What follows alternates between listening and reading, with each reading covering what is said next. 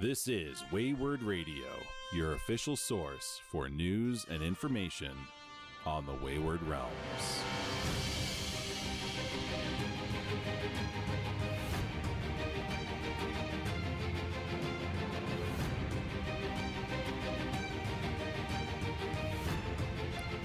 All right, well, greetings, fellow adventurers, and welcome to Wayward Radio, your ultimate gateway of untold stories, hidden lore, and the latest updates from OnceLost Games' epic creation, the Wayward Realms. I'm Joe, your host, fellow explorer, and I'm ready to guide you through a world of mystery, magic, and mayhem.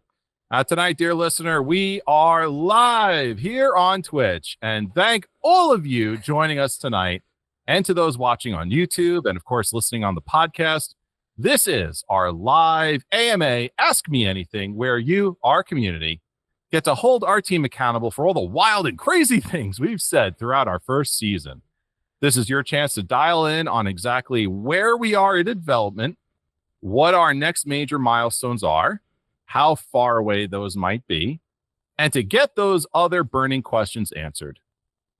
Now, we've got questions from Discord, but we're also going to address your questions here live on Twitch. So, things could get a little chaotic. Bear with us, as this conversation will be presented live and in its entirety. So sit back, everyone, enjoy, and let's introduce our cast.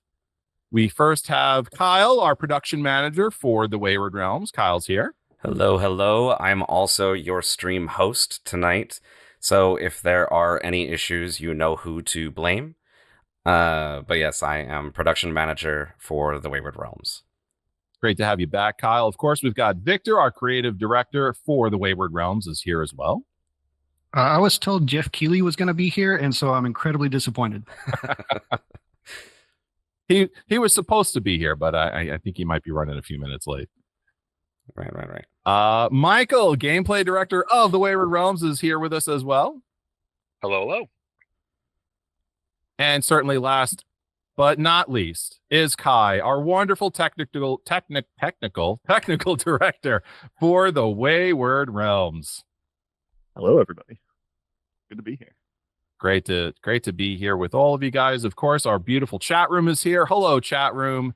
Welcome. Great to have you as well. But first, we want to address the pink elephant in the room. Okay, this AMA comes on the heels of a major announcement that OnceLost Games has indeed parted ways with Unreal Engine and has also pushed the release of early access to June. So I'm going to toss this question out there. Many people have this question. I'm not sure who's going to jump on it, but you'll be the hero if you jump on the grenade. Why did you ditch Unreal, and what were the issues you were experiencing? Well, this is going to be sorry to start the stream with a long answer. But we got to tackle this from several different levels, and I think all of us are going to jump in on one point or another, but I can go ahead and start. And one of the first things I want to say, just to sort of stage up this question, is you have to be really careful about reasoning your way through any engineering problem by analogy, because eventually you end up reasoning about the analogy itself, or about, you know, the sort of like stand-ins that you're using in your mental model, rather than the actual problem that's sitting in front of you. However, this stream would turn into a much longer one if I actually sat down and explained, you know, the inside of how a rendering system works, and an object component system or entity component system works, and all of that stuff. So we're gonna have to work through a pretty big translation layer of, like, here are things that I can point to that we're all familiar with that might behave similarly or might allow us to reason about the problem. But it's also important to remember that at any point somebody could come in and make a very technical argument about what's going on, and it may be outside the scope of whatever it is we're talking about. Oh, so, come on, Kai, tickle us with all the details. I mean, I can. But to start, I think maybe the best way to, like, the best analogy that I could come up with is, imagine you are talking to somebody who is basically specializes in, like, transportation, and you want to get from one place to another, and you don't know the area ahead of you. And their response is, well, then you should use a tank, because a tank can cross any form of terrain. It's armored. It has all sorts of engineers who know how to work on it. There's this entire industry that trains people on how to maintain them, how to manufacture them, how to build them. You have all of this available to you. And if things go really wrong, you've got, like, the most powerful weaponry available in modern armored vehicle combat also available to you. And then you get a little bit further into this conversation and you say, okay, but the one requirement I have for my project is that it can fly. And there's certainly a much smaller market of aerospace or airplane engineers available to you who can help you build an airplane. There are certainly many more complications that are going to be in your way. Like, building an airplane is a difficult thing. However, if you have a really difficult problem to solve, then probably the best advice you could get for that problem is to solve only the problem that you have and not make that problem any more difficult for yourself than you absolutely have to. And I can tell you, as hard as it would be to engineer an airplane, it would be a lot harder if you decided that you were going to engineer an airplane exclusively out of tank parts. And Okay. well, maybe I can pause there before I jump into technical details. Right. Okay. So basically, all this to say that it turned out that Unreal Engine was just sort of too big a shoe for too small a foot. Well, I guess maybe, but maybe to phrase it a little bit differently, there's quite a bit of uproar right now about whether or not we should or shouldn't have used Unreal Engine, whether or not Unreal Engine is the right tool for a game like the Wayward Realms. And there's two important parts to this. One is part of the reason that you don't hear me speak often, or you don't hear me hanging out in the Discord or things like that, is that I'm not a person who likes to speak on things that I don't have data for, right? Like, Yeah. I work in engineering, and I'm not really in the business of sitting around and thinking about or conjecturing about problem spaces. Like, I exist in a universe that somehow, by the very nature of it, I have been given by the universe or the gods or whatever firmament against which to press my ideas. And so I do not need to conjecture about them, because I can always test them. And this is true for everybody. Like, there's no real reason to reason about something beyond the point that you would decide to do something about it and see where your idea goes. Like, actually try and build the thing that you're reasoning about, actually try and put into place the thing that you're considering. So the first thing is, we have a ton of internal data. Like, this was not a decision that was made on vibes. This was not, we watched some YouTube channels and then saw that, oh, there are other game engines and Unreal Engine is causing us problems because we feel like it's causing us problems. Like, we have very detailed information about what are our build times, what are our performance times across dozens of systems, what are our shipping times, how long does somebody take when they are given a problem to implement the solution to that problem or implement the feature that it's associated with. And unfortunately, when you connect our problem space, the thing that we're trying to solve, with Unreal Engine, the tool, almost none of those metrics are good. And in some cases, they're abysmally bad, where you have situations where something, if you were to build it from the ground up, it wouldn't be easy, but it would certainly be easier than what had to happen in Unreal Engine to get it to work. And that goes into sort of like the gameplay of the Wayward Realms. Unreal Engine can render a close space in a first-person perspective at an extremely high level of detail with very good graphical fidelity. Is that a thing that happens often in the Wayward Realms? I mean, sometimes when you're in a dungeon, when you're in a house, right? Those are both situations, but that's also not the majority of the Wayward Realms' gameplay. Right. Like, so kind of like overkill, Yeah. It's not only overkill, but there's like a trade-off between the two edges of this problem. You can either have a whole lot of things and you get detail because you are rendering millions of objects in the space that you're looking at.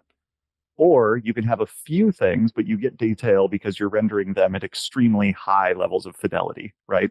Like Yeah. you don't need all of your trees to have every single leaf detailed if you have 1 million trees across an 8-kilometer horizon. I see what you're saying. Now, Michael over here, let's pivot over to Michael for a minute here, okay? Go ahead, Michael. Yeah, just to follow up on what Kai is saying, Yeah. in our internal discussions with our data review, one thing that I brought up was the concept of friction. We were finding with the Unreal Engine, based on how it was designed, because the thing is, Unreal Engine is actually a collection of tools and mods and utilities that are stacked up on top of each other. The assumption was when we started with it was that the Unreal Engine, all those stacks, that takes you further away from code, more difficult things, not difficult things, more abstractions from pure raw code that you can implement yourself, right? You have to start taking in, this is how Unreal does it, therefore we have to follow these rules, right? The more abstracted the Unreal is fairly abstract. We thought that we could build the game on that abstraction and use all the amazing tools. The other thing too, this isn't a dig at Unreal Engine. There's amazing stuff in the Unreal Engine. You cannot knock it. It isn't a question about that. We found that the friction was too great to take concept in head, get it into code in the engine. There was too much friction. It was too hard to do. With moving over to our new engine, it isn't completely from scratch. We're starting with something, but there's less of a stack. It's much more close to the ground, much more close to the code base. And so we find there's less friction there. And that's kind of the main thing that we're building up, is that even though there is less stuff there, it's our stuff. We can build it ourselves. We can take the concepts in our head for both what the game engine is going to be doing, what tooling we want. All that stuff is easier for us, not easier, closer to the ground, that we can have less friction to create and actually build into the engine. Right. Well, Michael, I'm glad you brought up this idea of, creating your own thing here. The next question that folks have is, all right, so you're not going with Unreal, for various reasons, but at the same time, are you actually building your own engine from scratch? Is there something proprietary you're creating? And if so, like, how are you expecting to do that in just 6 months? Well, this actually ties into something that a couple of people have brought up in the chat already, which is they want to know more about the Wicked engine, which we've announced is sort of our base, as well as what our fork of it is like, what it differs, why we chose Wicked, that kind of thing. So I think all of that can kind of be combined, I think, into one kind of big question. Am I kind of low? Yeah, let me turn myself up a bit. How's that? Do I sound a bit better? Sounds right. Yeah.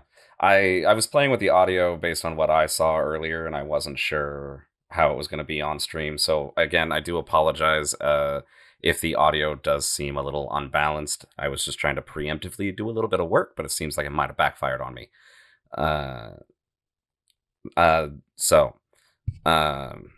Turn myself up a tad more. Let me see.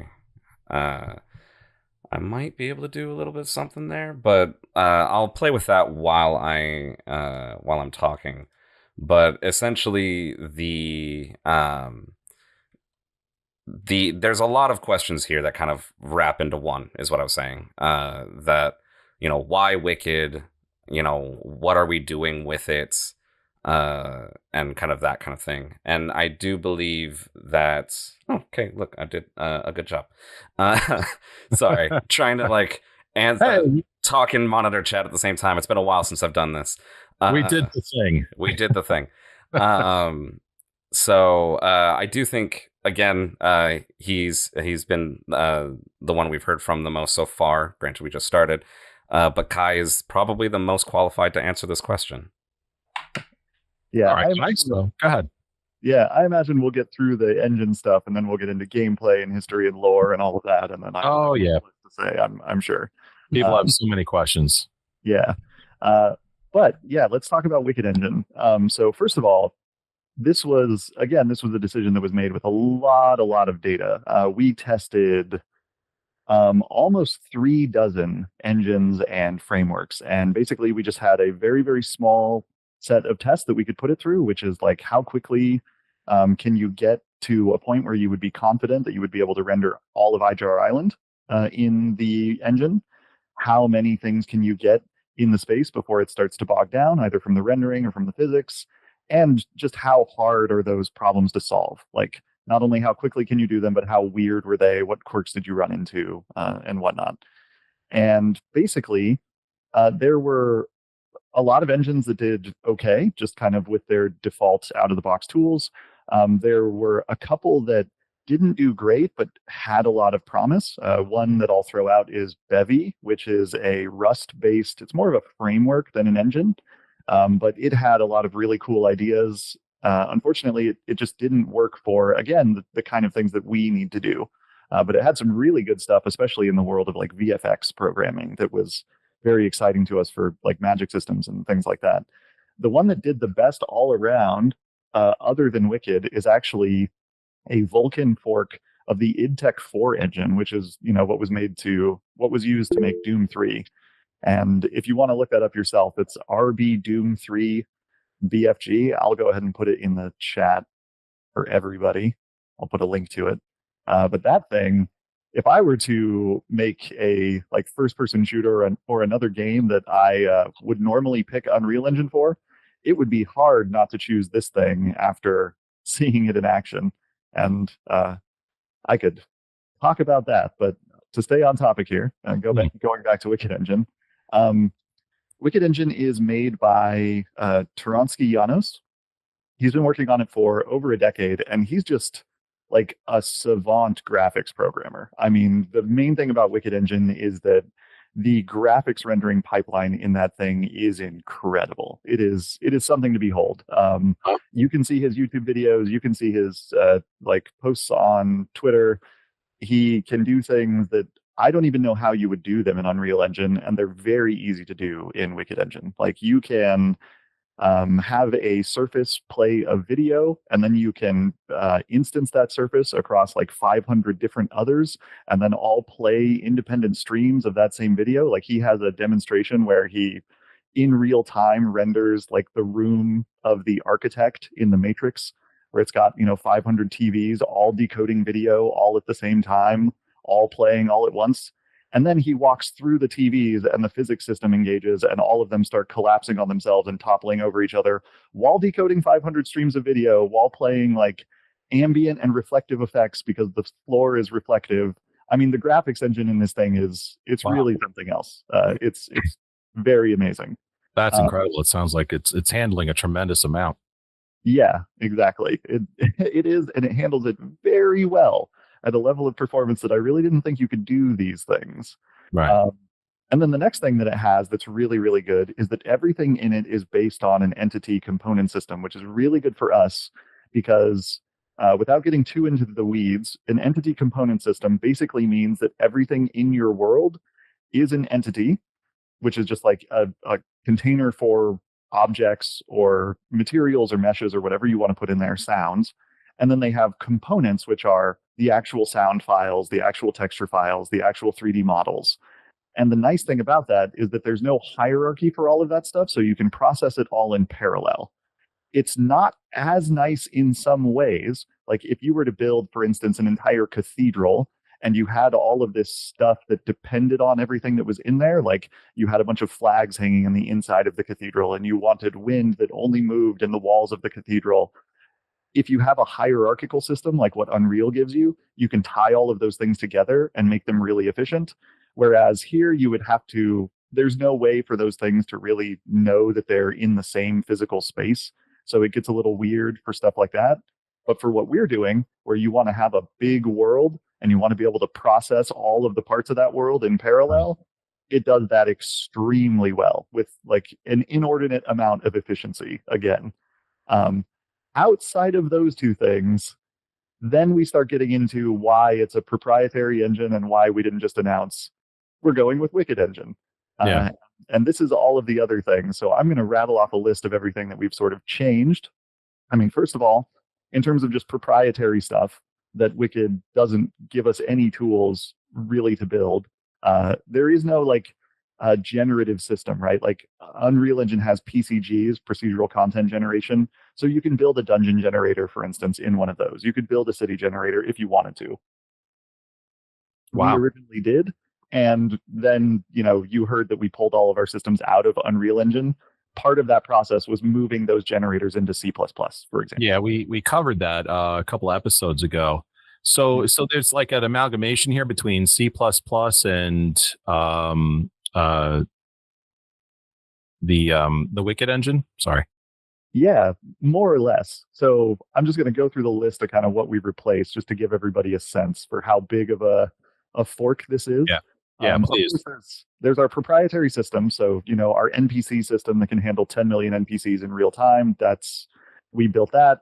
That's separate. We have our town generators, our dungeon generators, our whole world event system, our magic system that allows you to combine arbitrary components and get, like bespoke VFX as a result.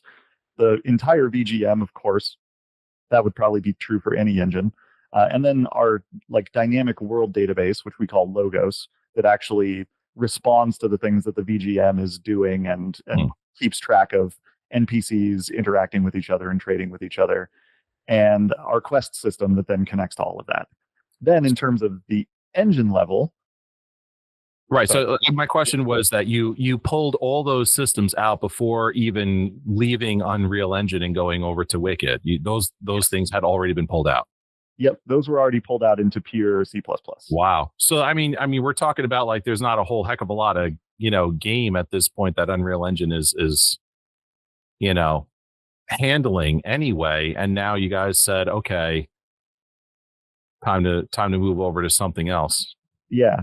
So basically at that point, Unreal Engine was handling some stuff with rendering the landscape, and it was handling all of the graphics, of course.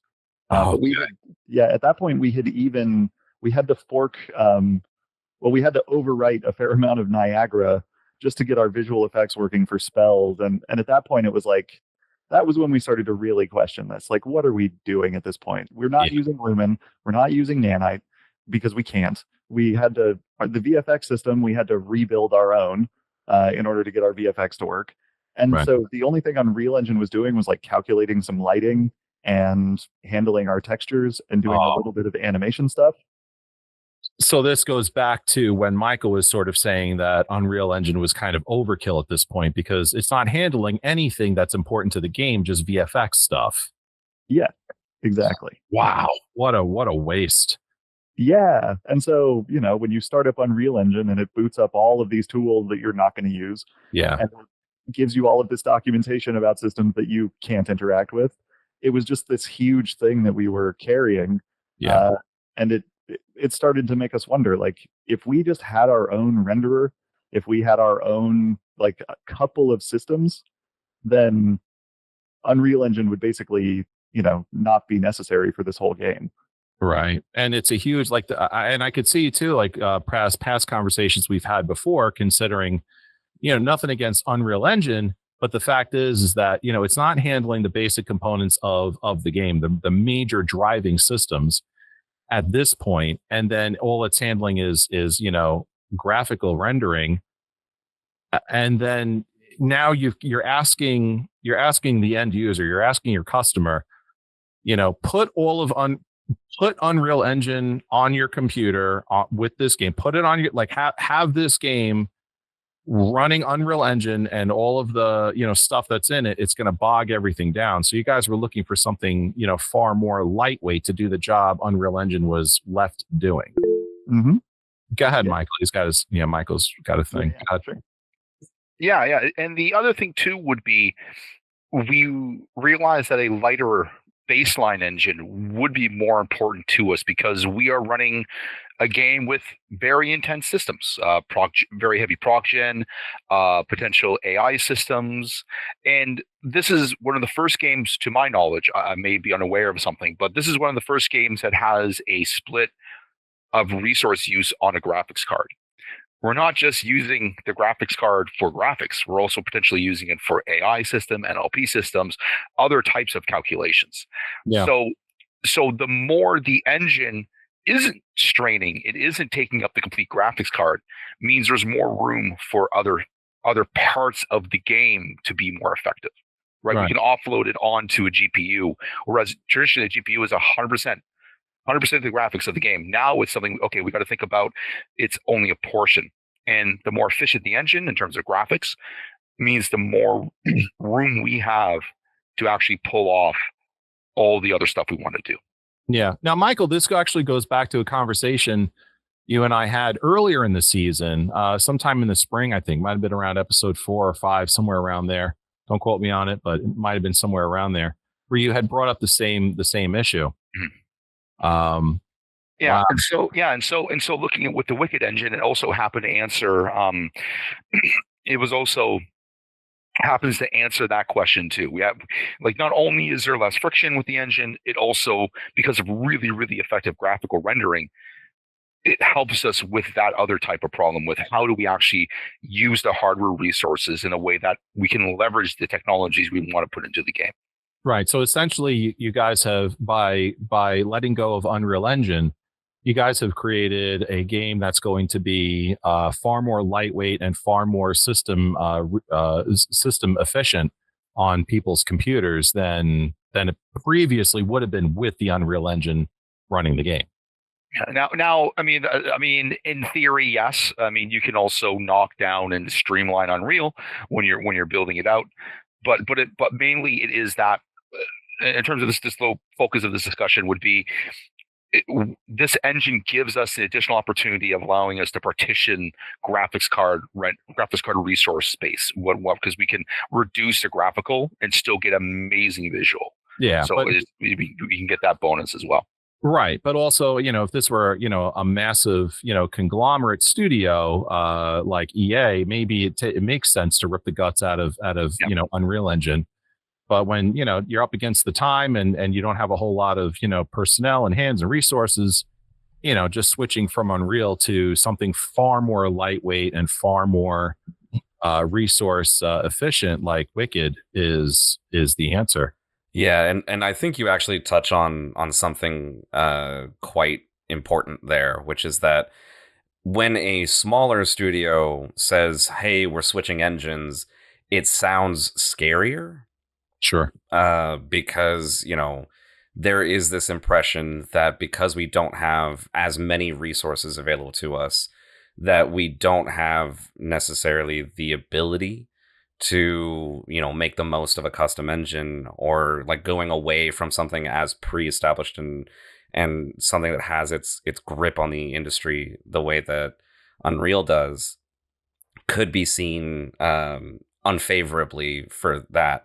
But there is, on the flip side, you actually need more resources, at least in my personal opinion and my, from what I've seen, to fight against the Unreal tide in order to get things done. You have people, you need to have more people who are capable of understanding what you're looking at and developing ways to get around it. And it takes more resources to fight against that, that uphill battle, where stripping away from the engine almost takes too much time and effort for it to make sense for a smaller studio. Yeah. Where if we're just not using the features, it just makes more sense for us to repivot our focus into something that we control from the ground up. We're not fighting against the tide, we're creating it in a sense. Right. Makes perfect sense, especially when you break it down into all those details. I mean, once you guys got to the point of, really Unreal Engine's not running the game's deep systems and it's doing graphical rendering. I mean, that's a heavy Unreal Engine's a heavy lift on a computer system, for just graphical rendering. So, listen, brilliant move. All right. Now, ladies and gentlemen, boys and girls, we've got questions from our Discord. We've got questions from our chat room. So what I just want to check over with Kyle for a second here. Do we have any questions from the chat room that we need to address before getting some to questions from Discord? We do have a few questions, and by the way, just some back-end admin stuff. We didn't have access to the doc that we've been using, so we just started a new one. The link is in Discord for you, Joe, if you want to take a look at that. Yeah, thank you. But there are a couple of technical questions that we could probably touch on real brief, since we're kind of just on that subject already. Which the first one that I think is incredibly vital came from the chat. I believe alt marker. Apologies if I mispronounce anything, by the way. Very important question, they say. Do we have a cool name for our new engine? And as of right now, we do have an internal name that we are using, but nothing is for sure set in stone. So I do want to caution any, like, if you hear a name be thrown around, which maybe we can reveal what we're using internally, that may not be what it is called on release. So just keep that in mind. And yeah, you can ask questions throughout any portion of the stream. We are collecting them in a doc, so that way we will get to as many as we can. Just in case you were waiting for a specific moment, you don't have to. Feel free to just go ahead and ask your question. We'll get to it if we can. All right. All right. So with that in mind, we want to go over to a couple of our questions here from Discord. This one comes from Ricola, and they're sort of having this discussion with someone saying, "Hey, you missed the main issue with Wicked. Where are they going to find more programmers if they need more?"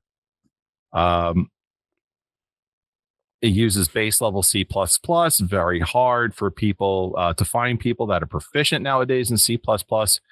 I'm super happy that it's more that it's got better performance and it's coming together quicker, but that's my main concern.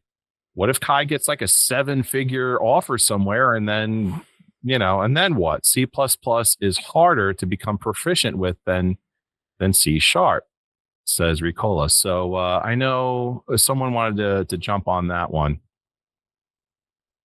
Yeah, I mean, since I'm being called out by name here, I can step in on this one.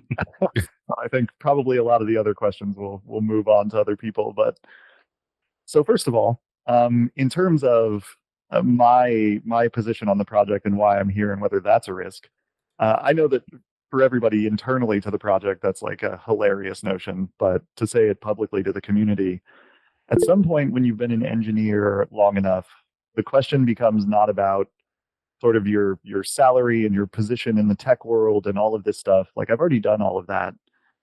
You want to build something that is meaningful, that matters to you, that is something on the order that you've never built before, that you've always wanted to make.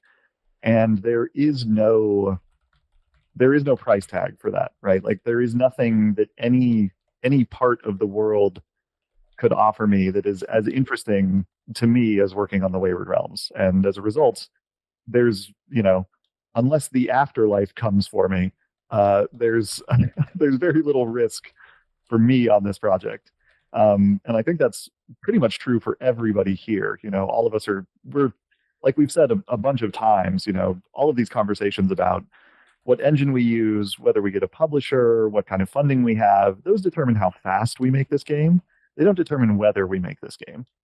But when it comes straight to the question of, okay, well, we need more programmers, and what if they don't know C++? What if they only know Unreal Engine? This will shock you, but there used to be a really common idea in the industry of hiring entry-level positions, where you would bring somebody into your company and you would train them and you would teach them the things that they need to know in order to work with you and work on the things that you want to work on. And that is like, we do not think about people's careers in terms of how good of a fit they are for OnceLost games. We think about them in terms of how good they are for the person's life, because it's very unlikely that you'll get somebody who's such a true believer that they just stay with your company forever. Maybe they are for a while, But if they aren't, you want to make sure that you've invested in that person's growth in such a way that their time with you is going to be beneficial for them in the long run. And I would say one of the things that I take a lot of comfort in for any engineer who joins the project is that working with our new engine, they're going to learn so much more about engine internals, about computer science fundamentals, about graphical rendering. And they're going to be so much more suited when they part ways with us to move out into the world and do the things that they actually want to do in life and pursue the problems that are interesting to them across a wide variety of companies and positions. And that, to me, even if that were the only thing that we got from this engine switch, would already be worth it. Wow. So Kai can't be bought, and he's training folks. Yeah. Just to touch on that briefly myself, I myself am also kind of mentioned in this, at least in the sense that I was purely Unreal trained when I first joined this project. Unreal was all I knew. I didn't know a lick of code any other way. But this change and recent changes just in general have done wonders just for my own education, for my own understanding of coding basics, of my capabilities as a engineer. And it's one of those things where we have never been afraid of taking on people and making the most of the potential talent as well as what talent they already have. Like we enjoy sharing knowledge with one another and with kind of taking that and making a environment where, you know, people don't come just for a paycheck. They come for what we're building. They come for why we're building it, and they come for what it could mean for them in the long run.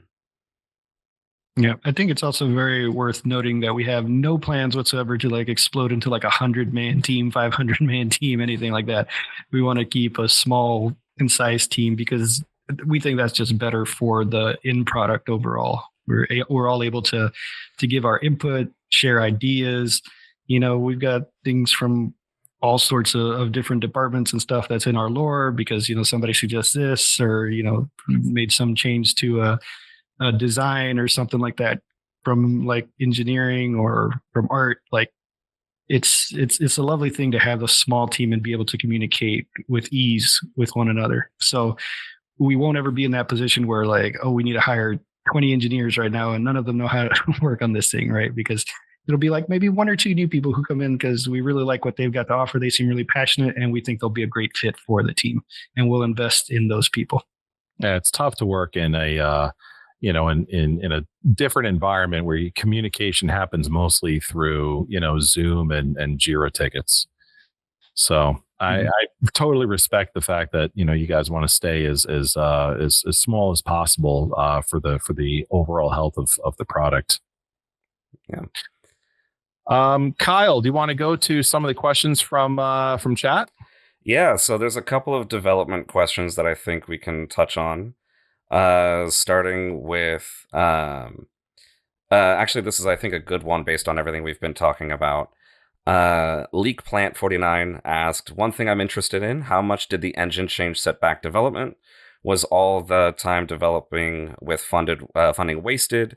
Did it have very little setback? What of the work on the game and its systems will be able to transfer over? I think we touched on some of this already, but the one thing I want to say right up front before we answer any other part of that question is that not a single cent has been wasted. Because something that I think is forgotten often, in not just in development, but in general, is that even when you run into problems, even when you run into mistakes, or you make a mistake, or you get something wrong, or you bark up the wrong tree, as long as you learn from that experience and you understand how to make the correct decision to get past it, you have correctly invested your time, effort, money, blood, sweat, tears, whatever you want to say.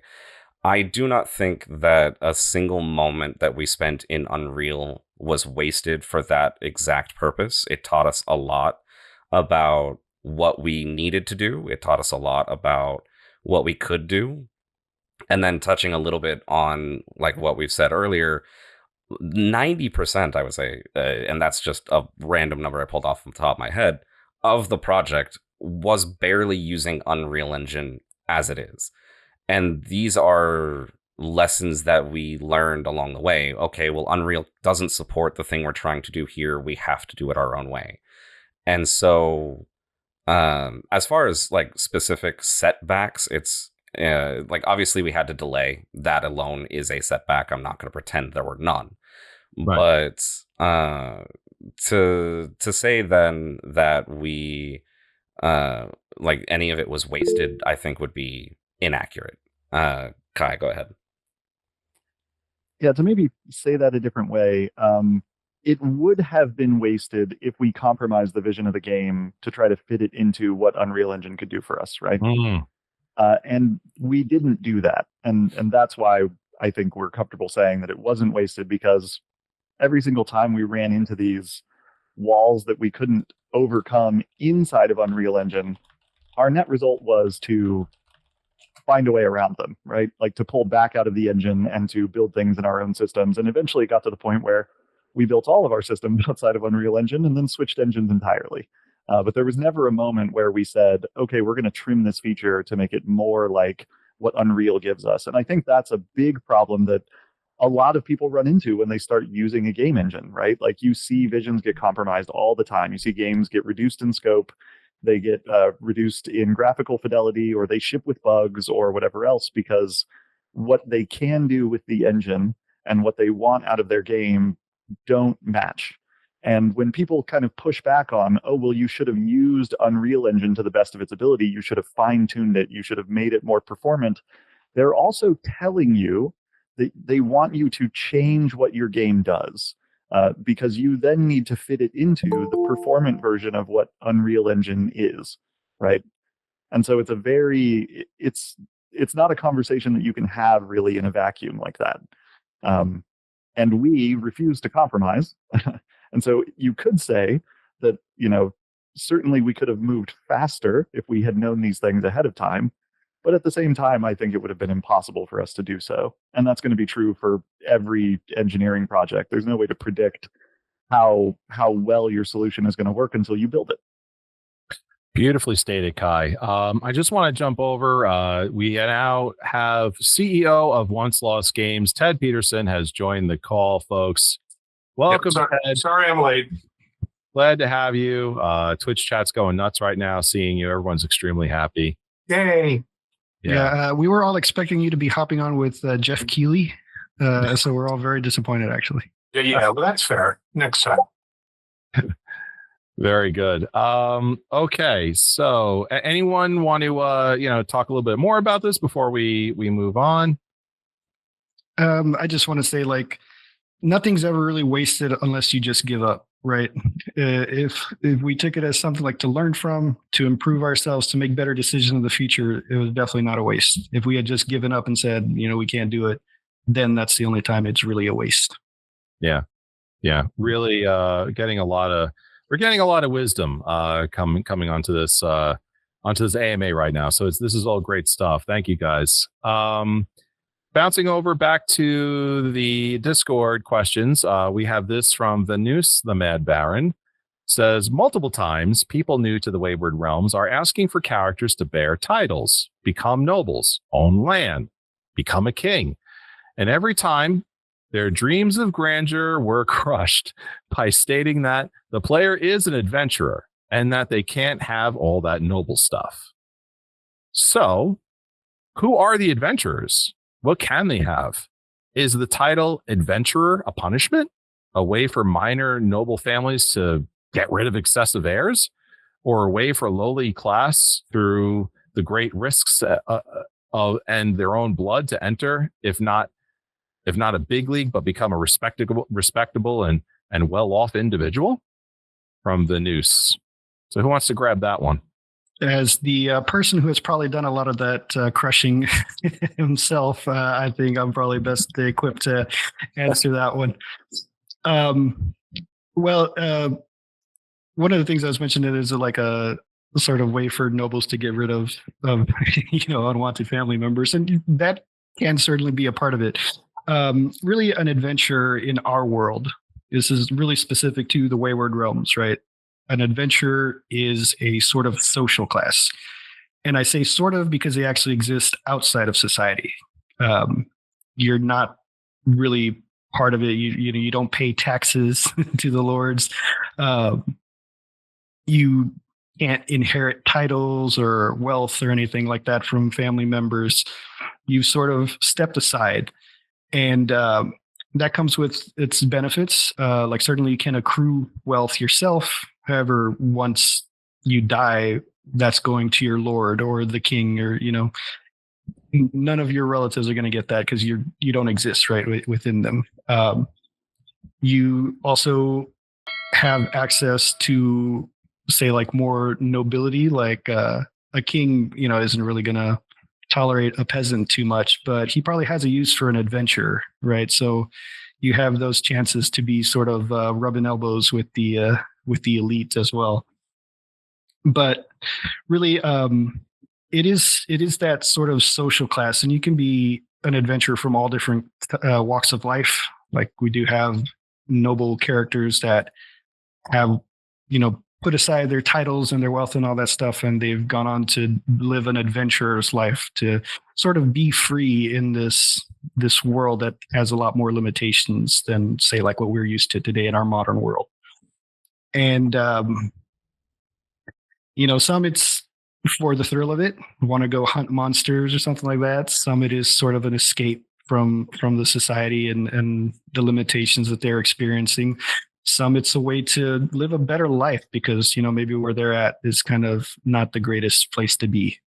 So all sorts of different reasons for it, and obviously as the player you'll get to decide what your own reason for that will be, and you'll be able to role play that as you want. And then of course we have the classes, which are sort of what you can sort of consider like maybe a role that you had before, or like sort of a specialization, right? So you can be like a knight, a warrior, a mage, all that stuff. But at the end of the day, you're still falling within this adventure umbrella, and it does have its limitations for us.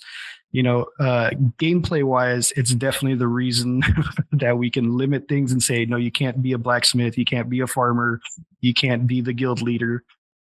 Because of this adventure title, but we've worked it into lore, so it actually makes sense within the world, and it should help you guys actually get more into the role play, because again, there's a reason why you're an adventurer, and it's up to you to sort of decide that. And I think that's a very intriguing start to your gameplay.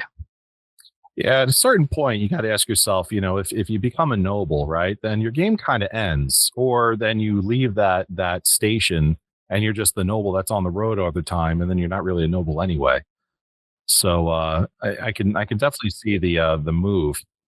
Yeah, I would add to what Victor said. We've had multiple meetings about when we're talking about the adventurer and figuring out their place in society, which Victor has described really well. The only thing I'd probably add on to it is like we have gotten a number of people who said that they'd like to be a king and rule the land and do all these things, but at some point, when you look into what a king's job is, or any type of high noble is to basically manage a lot.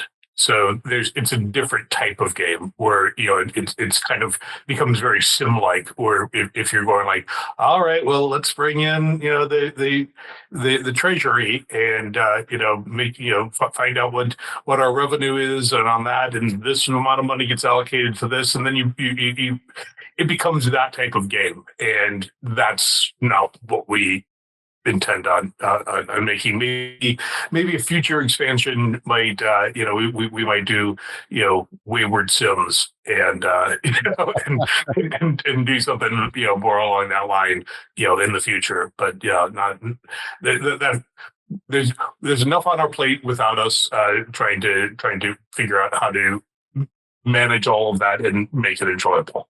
Yeah. Well, one of the things we've said like on that is, we would like to have sequels to it, and that would be set in different regions of the world. And there's always a possibility that that region has a sort of different understanding of what an adventure is. And maybe there are titles you can get, or maybe some other roles that you can play in society. But, we'll cross that bridge when we get there.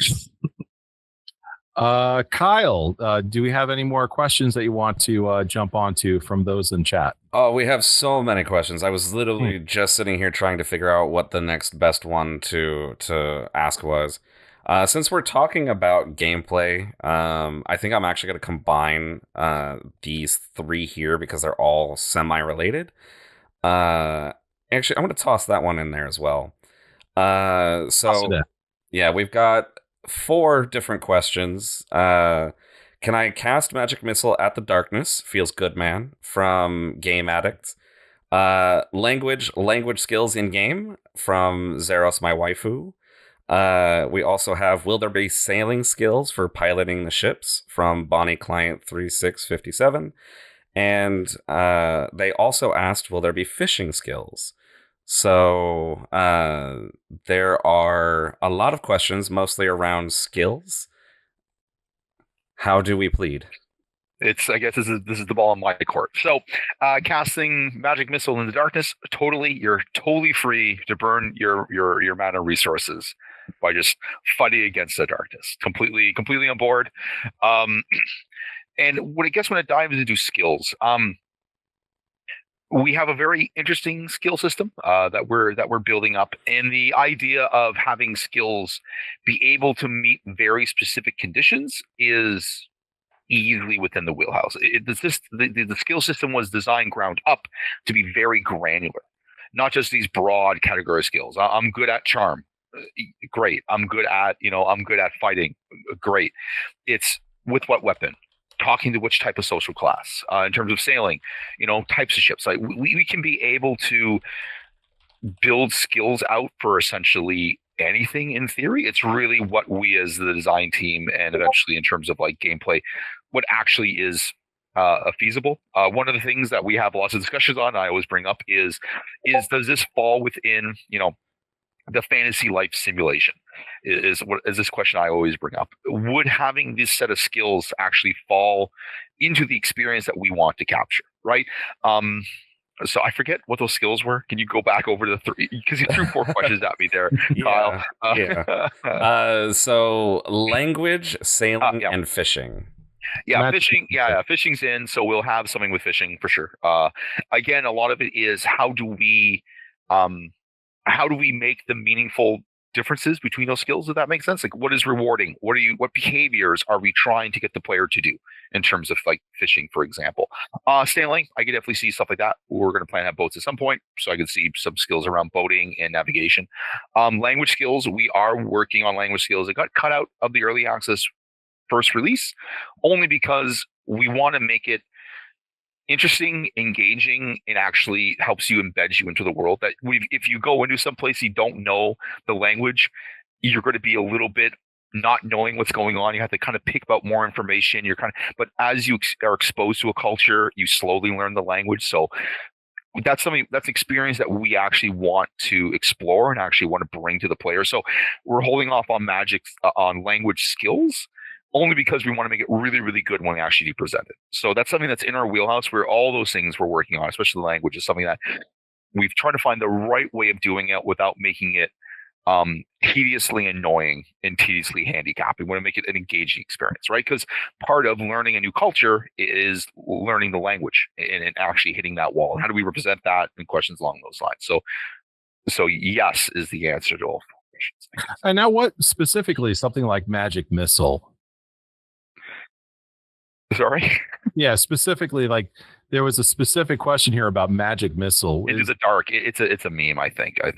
Oh, okay. All right. Yeah, that's an old school. Well, yeah, and I think Magic Missile might be copyright. I think. We might get shut down now. Yeah, I mean, here we go. But firing something that lights up is not copyright. So yeah, there we go. Exactly. Please do not make me have to talk to Wizards of the Coast's lawyers. Well, I'll try my best, Kyle. Just please. Try my best. Yeah. No one wants to talk to them. But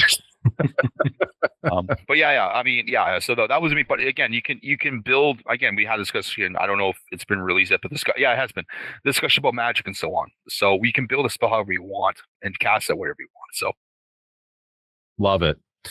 Okay, Kyle, do you want to take a couple of more from those in chat, and then maybe we'll jump back to the Discord questions? Yeah, for sure. Do we want to stick with gameplay, or we want to switch topics a little bit? It's up to you, Kyle. Gameplay is always fun, but we've got a lot. We've got one here on modding. We got some fun questions. Yeah. Okay. So let's actually ask a fun question. One that I'm curious to hear specific answers to. I'm gonna ask it how it was written, and then I'm gonna modify it just a little bit. Which is, what has been the most fun thing to build for the game so far? Asked by Visual Element.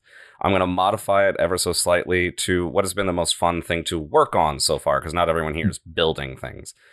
I'd like to hear everyone's answers myself. Oh, roundtable. Well, why don't we start with Victor? The funnest thing I've worked on. There's one that comes to mind, but we haven't shared it yet. Teaser. Let's say there's a fantasy trope of little bearded men that we don't have as a playable race, but you might see in game in some form or fashion. And I think once we do share it, you'll understand why I think it was a lot of fun. Okay. Ted, what about you? Well, I mean, obviously there are different stages of every game development, and the early stages where it's kind of the blue sky stuff, where you're world building and saying like, again, we're trying to do a new version of Elder Scrolls Daggerfall, and saying, okay, well, what are the pillars, and having all of those early discussions where we're saying, well, we at least have to meet these expectations, but like, what can we explore beyond that, and what are the major things we want the player to experience, and that's kind of an ongoing thing. But the early stages where we're figuring out the history and why things are the way they are, and who the major non-player characters are that you're going to be meeting. And one of the things that kind of a lot of it is learning from the past and saying, there are there's obviously a lot of history, in the Elder Scrolls that we developed, and sometimes in writing those histories, we're going like, oh, that would be more fun than the game that the player's playing. Like, it's to be around in this era where the Civil War was going on, and vast armies of undead were rising up, and all of this stuff. And we're like, well, you can read about the past and say, I wish the game had been set there. So a lot of that is, like, we do obviously have a lot of history and background, but trying to push the interesting things and the big conflicts, and you'll be happy that you're around in the era and the location that you're playing through. So that's been a fun thing throughout, and and it continues to develop, because as we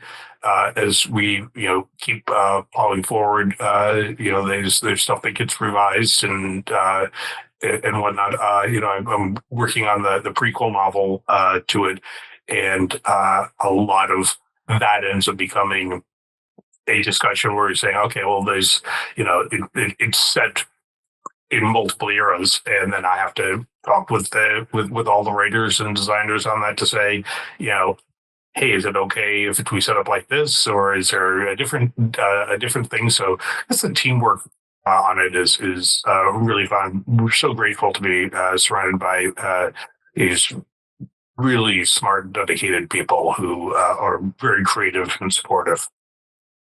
Before we move on to Kai for his answer on this one, Ted, I wanted to ask from Discord, she was here, is asking, when's Ted's book, Fool Me Once, expected to be released? When it's done. That's probably my favorite answer. Well, I mean, it's a lazy answer, but I mean, the truth is that I'm a pretty fast writer, but it's an ambitious book, and it is meant to inform you of the world. So there's a whole lot of like 2 steps forward, 1 step back, where we're going, okay, well that, now that we've had this discussion, that changes this aspect of the book. So if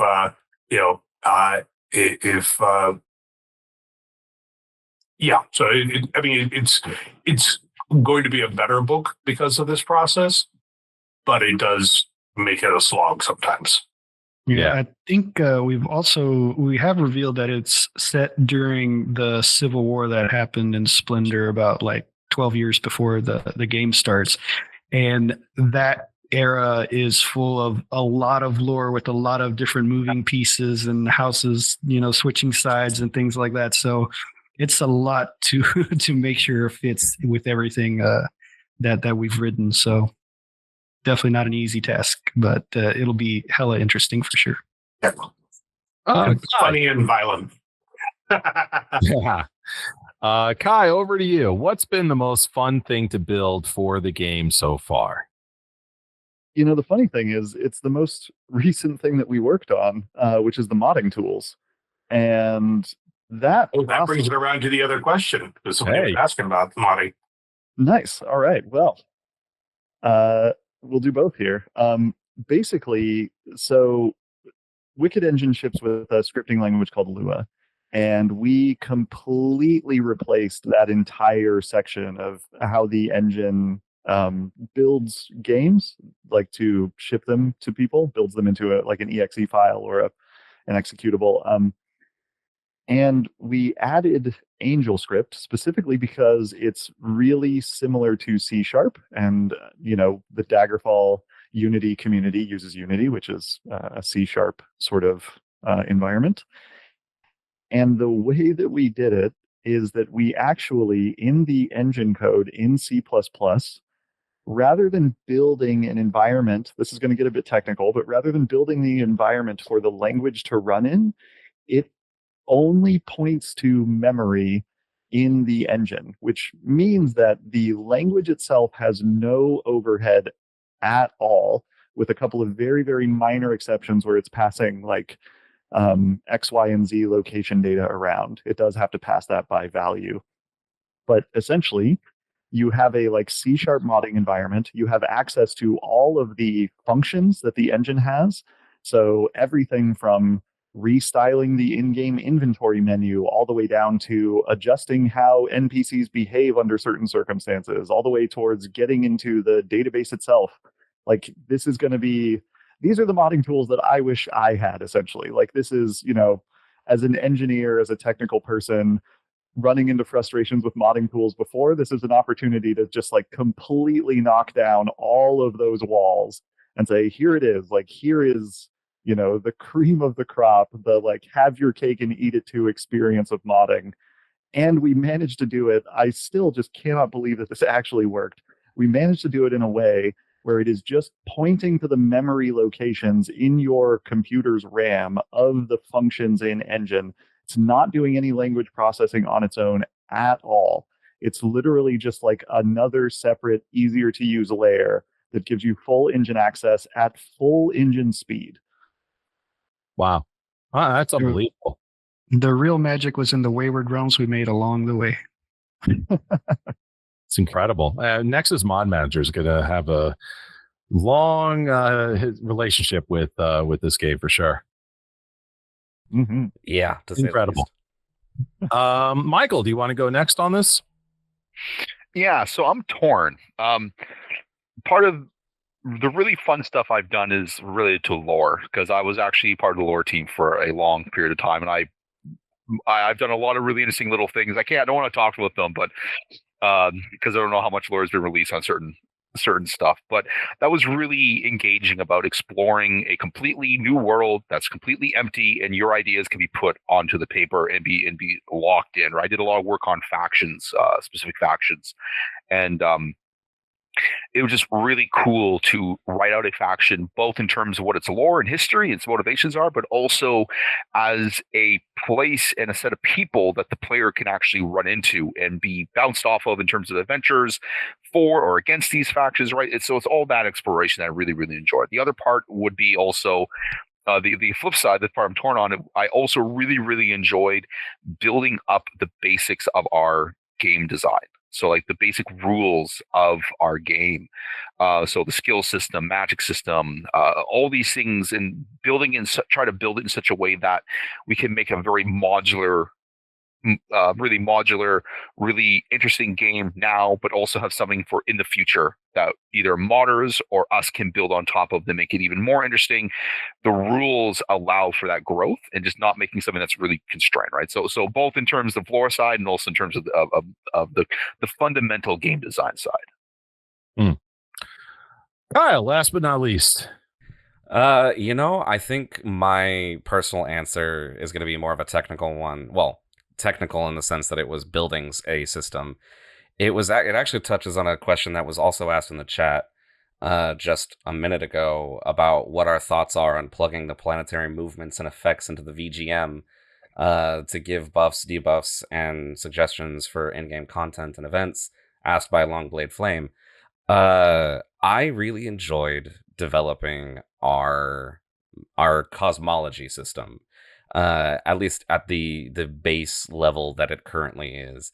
It was just incredibly fun to not just put a bunch of, textures essentially in the sky and say, we're good, but to actually develop a system that was underneath that to control each moon individually, control how it rotates, how fast it rotates around the planet, make sure that ties to the time of the year, and to do it in a way that wasn't crazy intensive on the systems and the computer.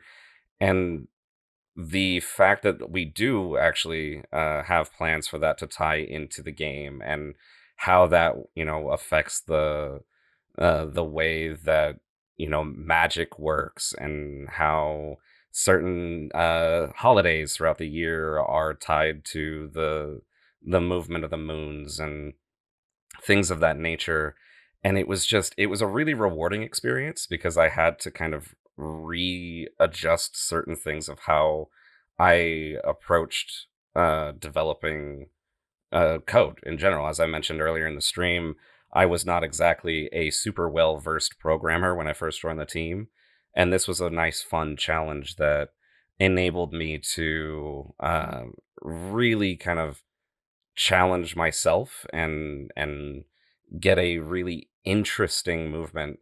And now our developers can, like our actual lore guys, can go in and be like, okay, I want this moon to move this fast, and I want it to move at this angle, and it's going to be here, like this is its orbit throughout the year.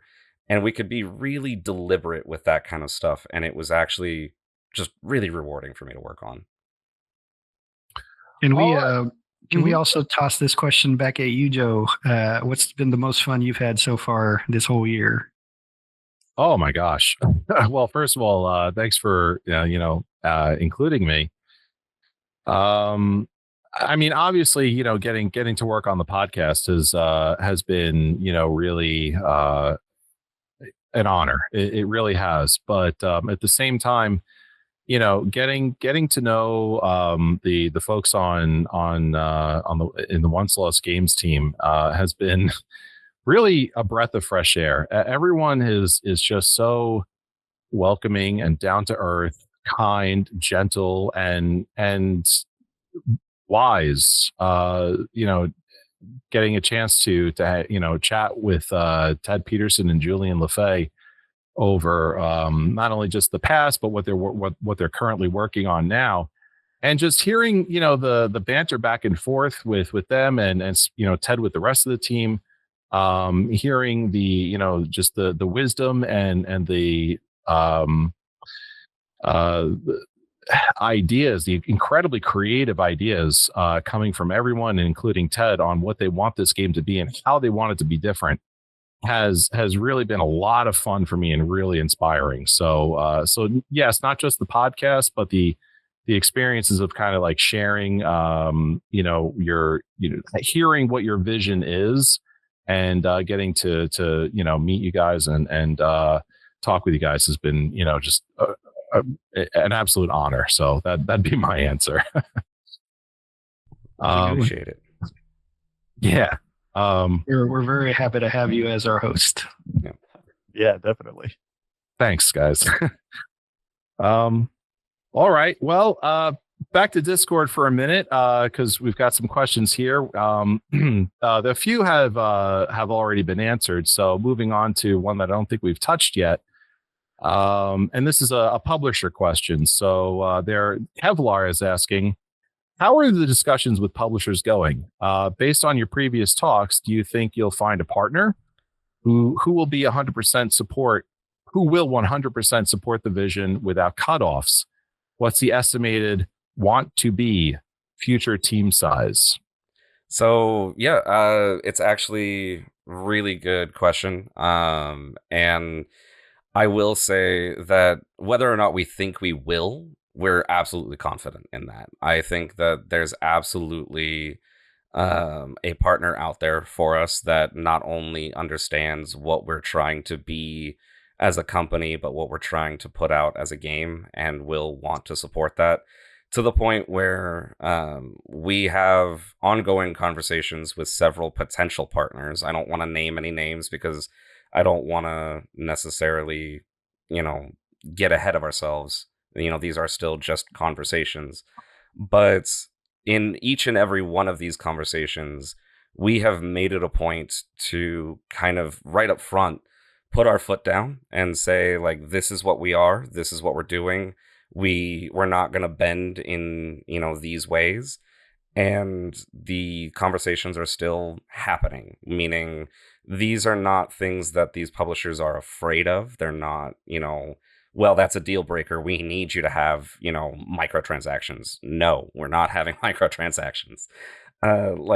We've actually been very blessed. I knew you would mention that right off the top of right off the top. It's the easy answer. We're not doing it. And so it's one of those things where all of the conversations that we are having have been incredible, have been very I want to thank, if any of them happen to watch either live or the VOD, I want to thank them for having those conversations with us. And ultimately, I am confident that as long as we can continue to prove that we are capable of following through on this dream, we will have no issues whatsoever finding a partner. There was a second part of that question that I kind of forgot about. Yeah, what's the estimated want to be future team size? So in your mind of like, how big do you want the team to get? Like, what do you want that to be in the future? It's very difficult to say because there's the team that builds the game and then there's the team that supports them. And the bigger we get, the bigger that second team generally has to be as well.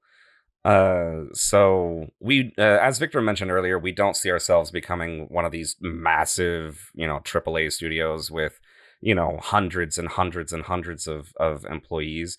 But that's not to say that if necessity dictates, we wouldn't grow the team to like 100, it's so hard to say. I would say the sweet spot is around there.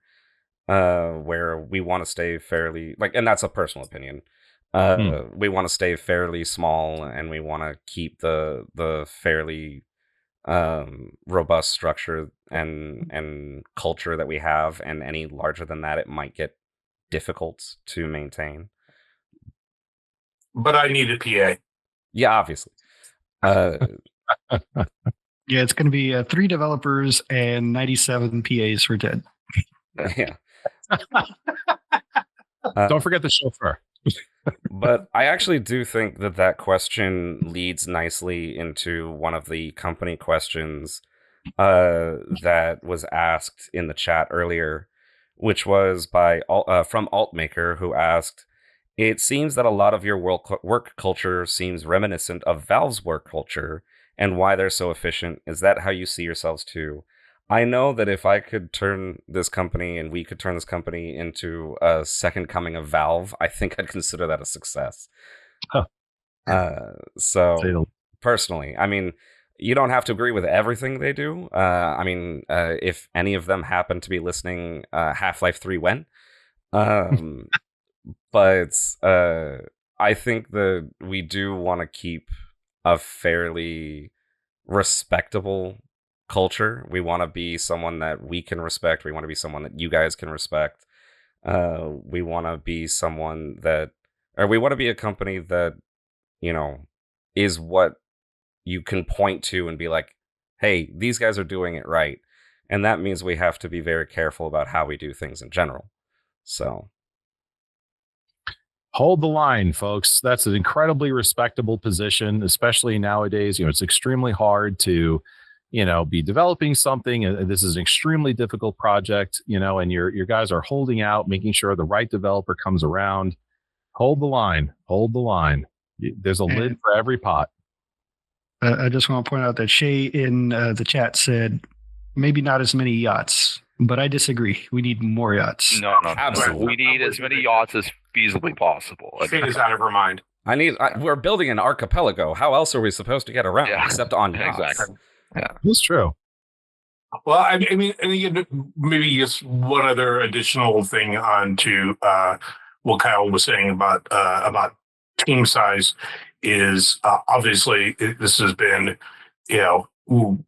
we eventually got some funding, so some people we were able to pay, but a whole lot of this has been going on for years with an all-volunteer team, and there are some parts of that which make it tough for management, because usually in a company you tell someone to do something and you pay them, and right, that's the usual way. But in this case, it had to be people who were not being paid but were passionate about the project, and so that's been like I've obviously been in this industry for a long time, and would talk to people who are other industry vets and would explain what was going on there. Like, I wouldn't even know where to start because it's so unusual.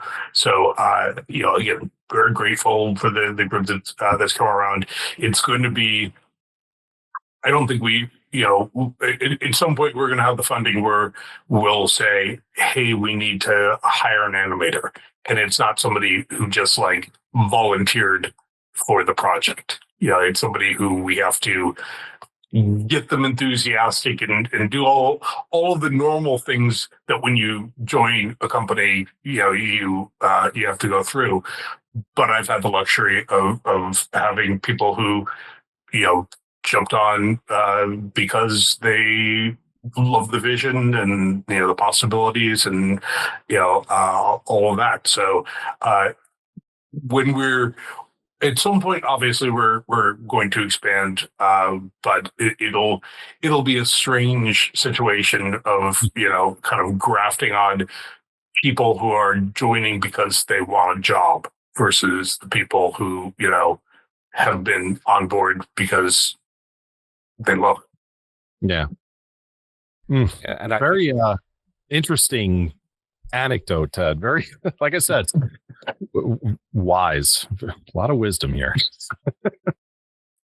We try our best. And I do think that, just to kind of put a nice bow on what Ted was saying, the real challenge for us is going to be how well can we preserve that same culture when people are coming to us for a paycheck instead of because they believe in the project. But I think that as long as we are very particular and we're very careful about who we bring on, what we expect of them, and what this culture is, and we're very protective of that, I don't think we'll have to worry about it. Yeah, I'm not worried. I'm just saying it's going to be it's going to be different. Oh, Yeah. it'll be different, but I think it'll still be a good different. Yeah. Well, this next question is kind of like a lore / gameplay question coming from A Mighty. And A Mighty has actually 2 questions stating, it's been mentioned before that we can find chunks of the broken moon throughout the world. Is this something that we could find in early access, or is it more of a full release thing? Will we ever see a full map or globe of the world that includes the land masses beyond the archipelago? So for chunks of moon, probably not early access one, but we'll get it in. So that's the answer for that. As for the map, I'm going to kick it to somebody else. I've seen it. Ooh, yeah. Yeah, I mean, didn't we have a video at some point where it showed the whole world? I don't know if it showed the whole world. I think maybe But you're like coming in from the clouds, and we might have teased, Oh. I think, the archipelago, but that not was the whole like world. that was some very early like tech demo-y videos that we did where it's just so sort of like it may not have been generating released. globe, but I don't think we even had Lavinium on there. I think it was just the archipelago.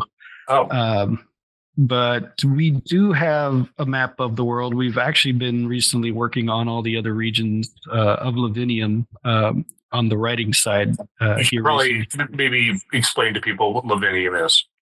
Good point. So obviously the archipelago is the setting for Wayward Realms, right? The full game. A small island is Ijar, which is the early access island, but the full game will have the whole archipelago. That is just a little off the coast from a massive continent that's called Lavinium. And within it, there's other, archipelago-sized regions. I think, what is like 10 or something like that off the top of my head that we have. So we do have a map that includes the archipelago and that continent. And then there's sort of a northern continent, which is sort of like a, almost like a Antarctica kind of thing, where part of that is Nilheim, where the dwarfs originated from. But we do have that map, and I think it probably would make sense that you would see that map in different places, probably like, libraries, or, some noble might have a really nice version of that hanging up on their wall or something like that. So you'll probably see it. Don't know how detailed they might be. Well, yeah. Again, if you think that this is set in the equivalent of the Middle Ages, if you're living in Elizabethan England, you wouldn't expect to have a very detailed map of South America. Right.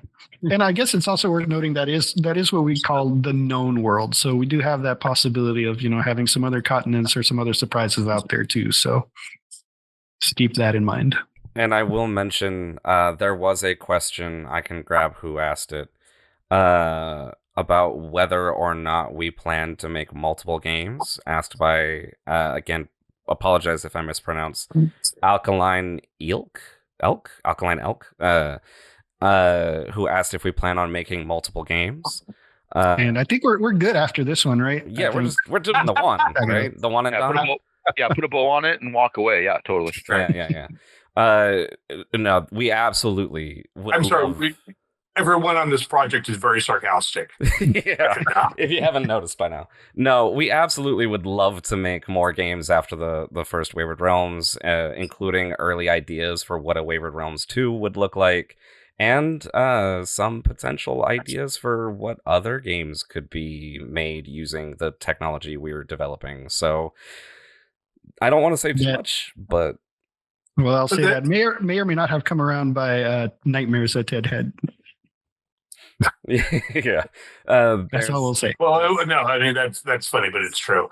But it actually maybe touches on the idea of how big our team could get to be, because if we are working on multiple projects, I mean, everyone at OnceLost is working on Wayward Realms right now, but there might be a point, if you're just talking about OnceLost as opposed to this particular game, that we say, okay, well, we're going to mix things up and have different teams working on different things. So it's I think Kyle's probably still right about like how big we want it to be, but it might, need to be a little bit bigger if we're working on multiple projects. Yeah, we'll have to see on that one. But the reason I bring that up in relation to that question is that, well, the archipelago isn't the only landmass in the world. There's plenty of room for us to expand beyond should the Wayward Realms prove successful enough that a sequel is warranted. So,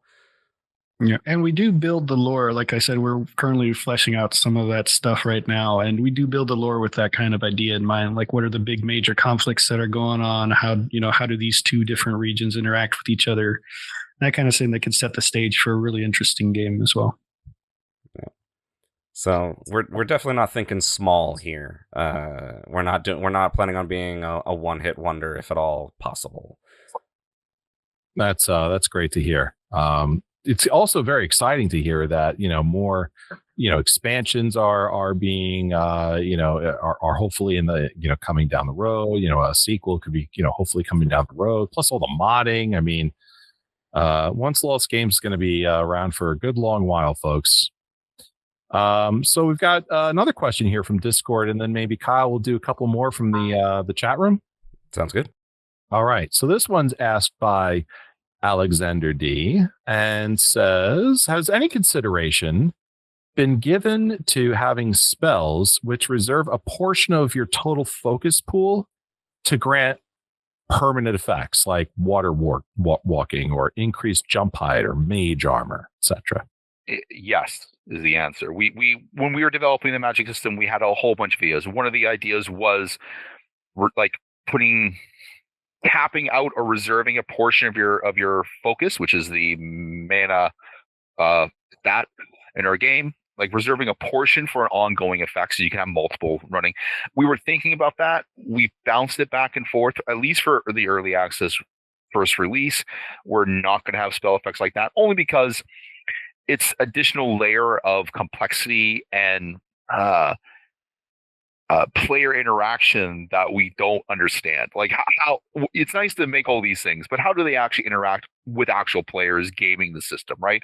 I try to think about how you game this game, like how you break it is part of my thought process. And once I start introducing stuff like that, it becomes exponentially easier to do so. So for now, it's going to be more, you cast a spell, you have duration of effect, and you run it like that. Although in the future we have thought about reserving portions of your focus for continuous ongoing effects. It actually was one of the earlier ideas. We just haven't implemented it now because, like I said before, additional complexity, and we just kind of want to deliver a solid first introduction to magic before we start making it more and more and more complex. All right, Kyle, you want to grab a couple more from the chat room? Might help if I unmuted myself. Absolutely. I had a couple questions here that I actually wanted to bring up because I felt we hadn't heard from Kai enough in a while. So the questions, these two are kind of related, so I'm going to ask them both.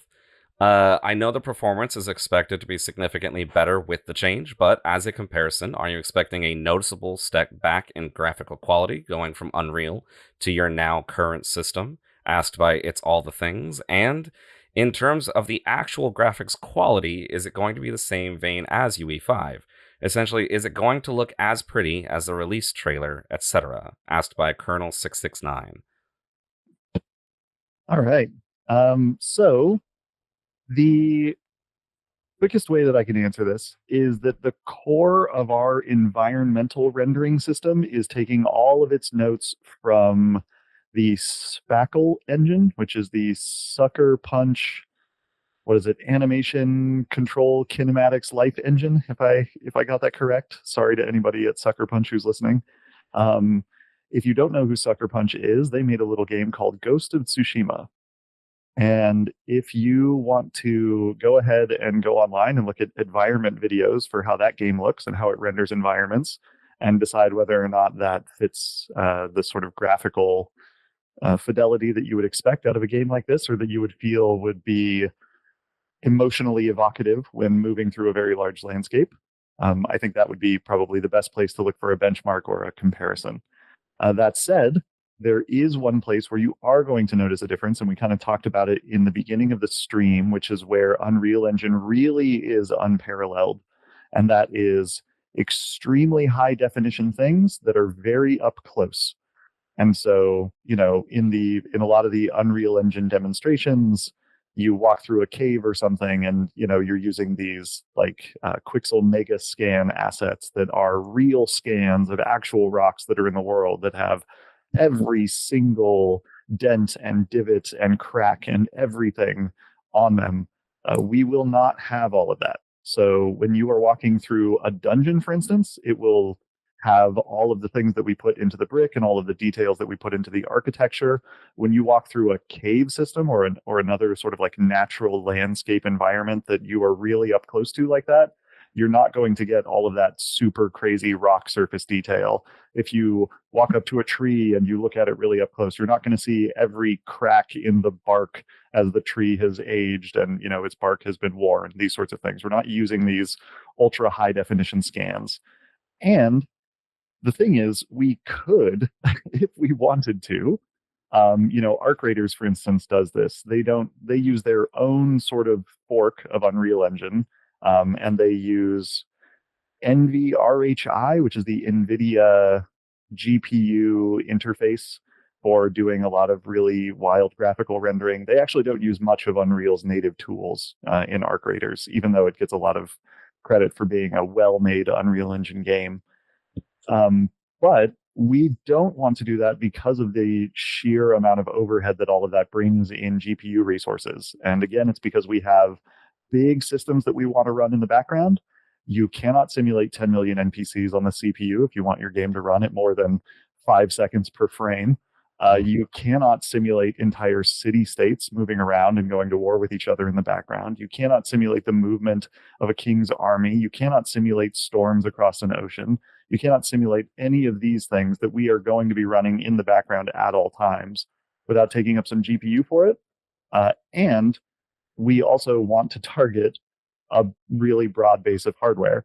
So having the ability to emulate a living city state in the background and having the ability to have a world where you can sail across oceans, I would say is a worthwhile trade-off for us for the details of rocks in a cave or the details of bark on a tree or the number of leaves that are transparent when sunlight shines through them or things like that.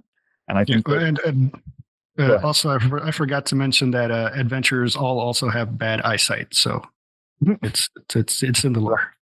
It's in the lore. There are no adventurers that aren't aggressively nearsighted. And you're not allowed to have glasses. Right. Yeah. Because is that why it's a single player game, so players aren't bumping into each other without their glasses on? That would be hilarious. So yeah, check out, if you haven't played Ghost of Tsushima, give it a look. That's sort of going to be our benchmark for environmental stuff. That's coming over time as we build more art assets and build in the lighting systems. But that's the rendering system that we have for things like that. Kyle, anything else from the chat room that you wanted to address right now? You know what? Let's actually ask a pretty interesting one that also has to do with the engine change. Is there a chance of Switch 2 release with the engine change? Asked by my personal favorite name in chat, Kyle's Corner.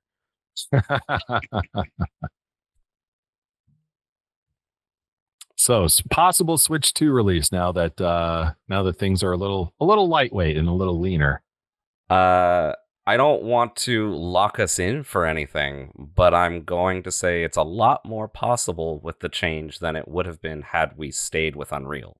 No. Also, purely just from the fact that, as I recently learned, I don't think Nintendo plays well with Unreal Engine just as a whole. I think there's very limited, if not no, support for the engine on their platforms. So just switching engines purely allows us to even have it as a possibility, from my understanding. But I think Kai can, again, answer this one with a little bit more detail than I can. Sure. So this is another interesting thing when it comes to engine stuff. And it's another interesting problem that you'll have if you use Unity or Unreal Engine or even Godot, depending on how you use them, which is software does not run on an abstract target, right? Hardware is real. There is an actual CPU that is in your computer that has a certain number of transistors within it. It runs at a certain clock cycle, which means it can do a certain number of operations per second. And we can know exactly what those numbers are as we develop things because we're building these tools from the ground up. And so the old school way of developing video games was that you would decide what those numbers were before anything happened.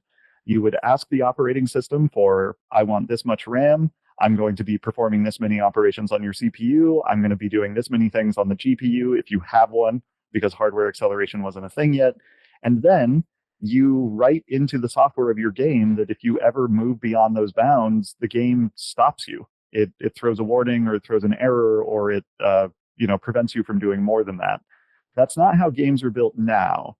Unreal Engine, for instance, with Nanite and Lumen, they basically say, render as much as you want, ship to whatever targets you want, we'll take care of the details for you. And then you go through the process of essentially saying, okay, well, I'm going to start opening up all of these different computers and seeing how it runs. And if it doesn't run well, I'm going to dig into documentation and I'm going to go through optimization techniques and I'm going to look at how many render calls are being done and how heavy the art assets are and all of these things. But there's no reason to do things that way. I mean, I understand that the industry wants to move towards a world where resources are essentially infinite. And all of technology is trying to move that way. Infinite data centers, infinite cloud storage, infinite rendering, cloud-based rendering, all of this stuff. Like, there's a real frustration with the fact that a lot of engineering for a lot of years had to take into consideration how many resources they were going to use before they even got started writing their program. But that's not how we're going to do things. And as a result of that, we can decide, once we get all of these systems in place, how heavy do we want them to be? How many resources do we want them to use? And then we will be able to tell you exactly how many resources we're going to require of whatever computer or console you want to run this thing on. And that will just be true always, because if we ever step outside the bounds of those resources, the game would stop the code from executing, and we wouldn't be able to develop anything further. All right. Maddie from Discord's got a question about the VGM, and I do think there's a couple of LLM and AI questions from the chat room as well. So maybe we can sort of tie them all up in a little bow. Yeah, there's definitely a couple there that we can tie together. All right. So this one from Maddie asks, can you clarify what the VGM will be capable of during the start of early access, and also outline what the VGM features are planned for later updates? And then, sorry, like I said, let's just lump all these questions together. So there was also, speaking of VGM, is it working as intended? Asked by Anvil 2011. And then there was a couple questions. Under what circumstances is the LLM prompted to generate context by the VGM? Asked by Levy the Cyber Sleuth. Again, I apologize if I mispronounce anything. And I think that's the last one I can easily find. We have so many questions in here. Yeah, I'm seeing one more. It's talking about plugging planetary movements into the VGM. We kind of talked about that earlier. Yeah. Okay. So I guess I'll pick it up to start. I'm pretty sure Wolo jump in at some point. What was the first question again? I'm not looking. I'm looking at the doc. You jumped all over the place, Kyle. Yeah.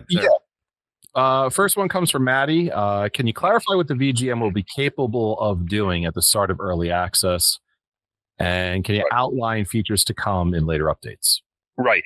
So the design target for the VGM is to be able to take a bunch of Michael, just for the people who are joining, what is the VGM? So our VGM is going to be a technology running in the background that is going to act as a personalized game master.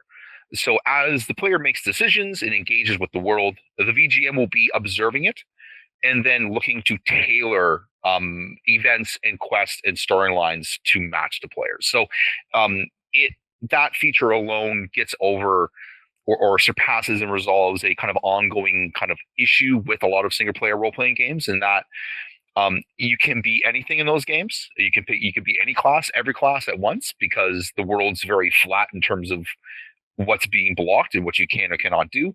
Whereas since we have a VGM who's observing you during your play run, the VGM will observe and set you on a specific course and put things in front of you based on your play style, based on your class, right? So it's a much more intimate experience with the game, because the game will be reacting to you in some ways. So can I also cut in real quick, because I think there's also some confusion that people get, like between the VGM and an LLM. And I think it's like very, very worth pointing out that the VGM is not an LLM.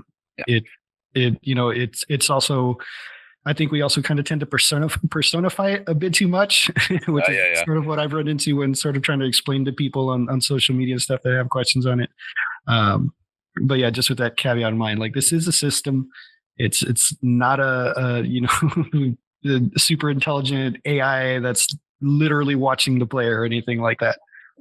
Yeah, because really what it's doing is it's taking game variables and storing them and then reading them, and occasionally possibly feeding you into an LLM to get, like I said, I think I've said this in other interviews, to get the narrative processing or the narrative element of it, right? Because usually games cannot really quantify or variabilize narrative, an ongoing narrative. Whereas now we have this technology called large language models, in which we can use it to leverage into them a little bit. So the VGM will be observing the player and setting things for the player, like helping direct and putting things in front of them. So in terms of EA1, what that's going to look like as our early access first releases, that's going to look like the VGM is going to be watching the player, watching the world state, and then putting in front of the player events. Like, so it's going to have a kind of a tableau of potential things they can piece, like puzzle pieces they can put together to build out functionality or build out events. And then the VGM can inject that into the ongoing storyline. So it's kind of aware of what's going on. It has the capability of taking a bunch of elements that are standardized, mixing them and linking them together with game variable objects, right? Oh, we need an NPC. We'll use this NPC. We need a we need a skill to leverage. Oh, we'll pick the skill from the player's highest ranking skills, right? Build that into a kind of a structure of connections on a node graph, which is a completely another conversation. Drops that in and lets that run. Let's become something the player can run into and trigger and interact with. So that's kind of like the gameplay part. I'm pretty sure Kai may also have some input on that as well. To just to pass the ball into your court there, Kai. I mean, the VGM is like, from the technical engineering side of things, it's basically like a suite of tools, and those go from statistical analysis tools to data parsing tools to like quest and database state machine management tools, and, as Michael said, some level of natural language processing tools, which we're still exploring the boundary of how far into LLMs we need to get in order to do all of that. Because, for instance, with the dialogue system, we have been able to get most of the fidelity that we need out of it for narrative understanding and giving people the ability to, like, take a bunch of specific gameplay data and turn that into a coherent sentence that isn't just, I dropped sword, it was in Phlogistal, please go get sword. Like, it has an actual flow, it has some level of flair to it,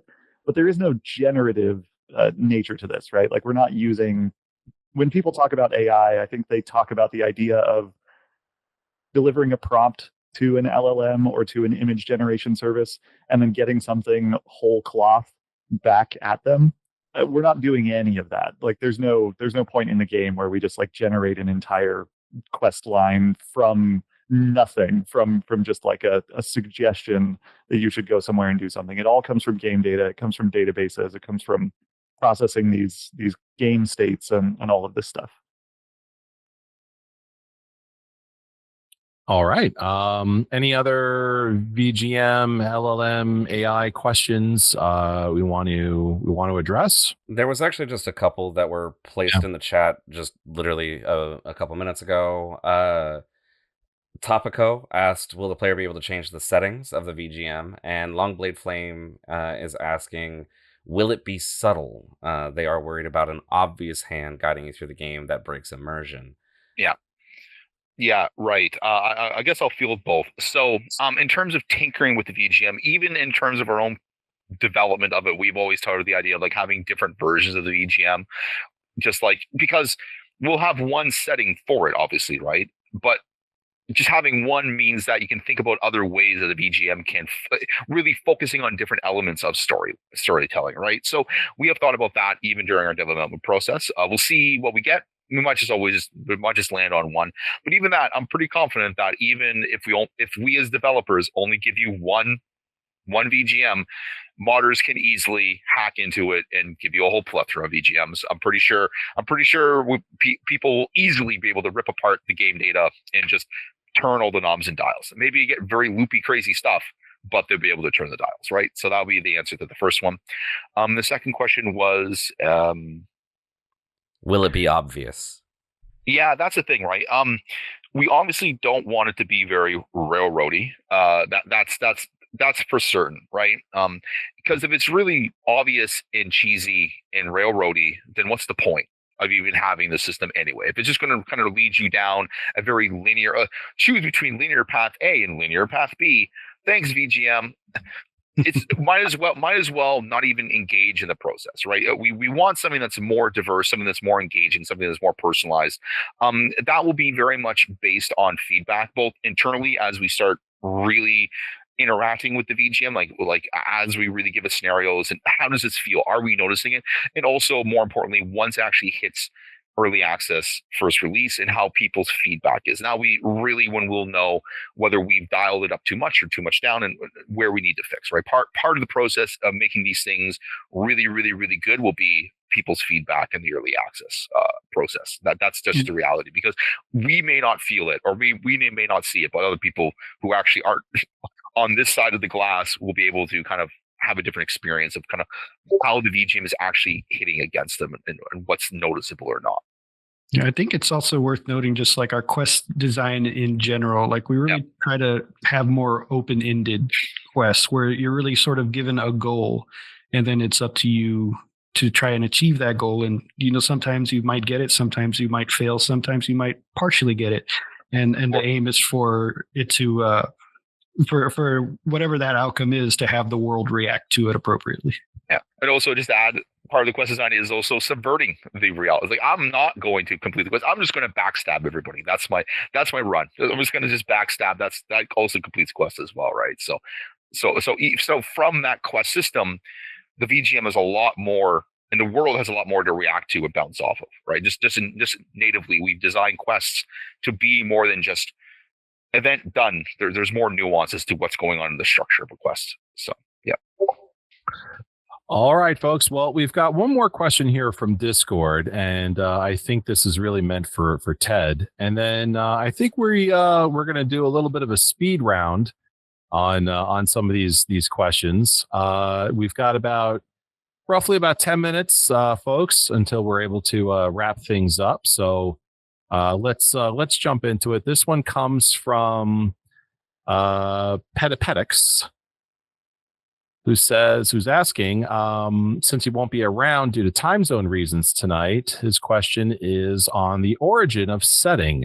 Did it exist as a TTRPG, tabletop role-playing game, in-house, or for a novel, or was it created from scratch for Wayward Realms? If so, what was the process? What was the first nugget of lore you built upon? All right. Great question. No, it wasn't based on any existing tabletop RPG. It's evolved a lot over time, and like the map has changed. I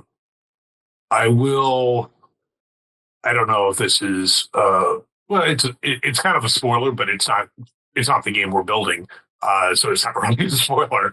But it began with there's a thing online which is supposed to show the United Kingdom if global warming continues and the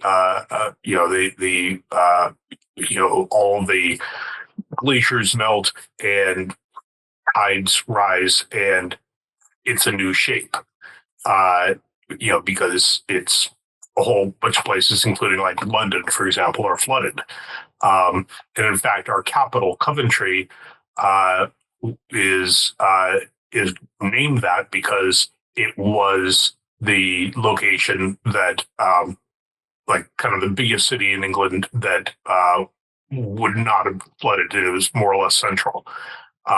And since that time, we've mixed up there's a lot of medieval England stuff still going on there, but it's no longer recognizable. And there was certainly some adjustments in the early stages when we're just kind of coming up with the world situation. There's a lot of parallelisms with the Middle Ages. But then a lot of things, again, we called ourselves Wayward because it's not our reality. So it's different. We'll grab from history if we find it interesting, but we feel free to change because we go like, okay, well, this is not the Middle Ages as it existed on Earth because we've got dragons and wizards and things like that going on. So there are the whole process was as far as world building, saying, okay, well, these are some cool things we want to grab. How would things be different under these circumstances where magic exists? Albeit, like, one of our early things was to say magic should be rare and extraordinary because one of the things that came out of the Elder Scrolls when there's like a mage's guild with like teleportation rooms every street corner is to say, well, magic is no longer special, and felt like that was a mistake, and saying, okay, well, we have a chance to readdress that. So a whole lot of the lore is there's a part of it where it's going like, okay, well, I've done world building before with the Elder Scrolls, and that was 30 plus years ago, and going like, okay, well, if with a little experience and like what was good, lots of books, lots of history and all of that. But what are the things that we could do better? And the luxury of a long development time is that we didn't just have to pull it out of our butt and slap it down and ship the game, that we could really think things through. So it's been terrific, and that's when you're saying like what's the most fun is being able to have the time to really think about it rather than just go like, all right, well, we need to have a thieves guild, we need to have a mage's guild. And then kind of work backwards to the history and the lore.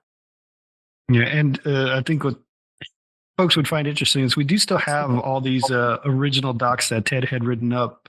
This sort of first draft of the world, which did like mirror medieval history a lot closer back at that time. Maybe sometime, some years after the game has released, we might share those with everybody. It'd be interesting to see, but it's definitely evolved a whole lot from back then. I still look through them every now and then, and it's fun to see just how much it has changed.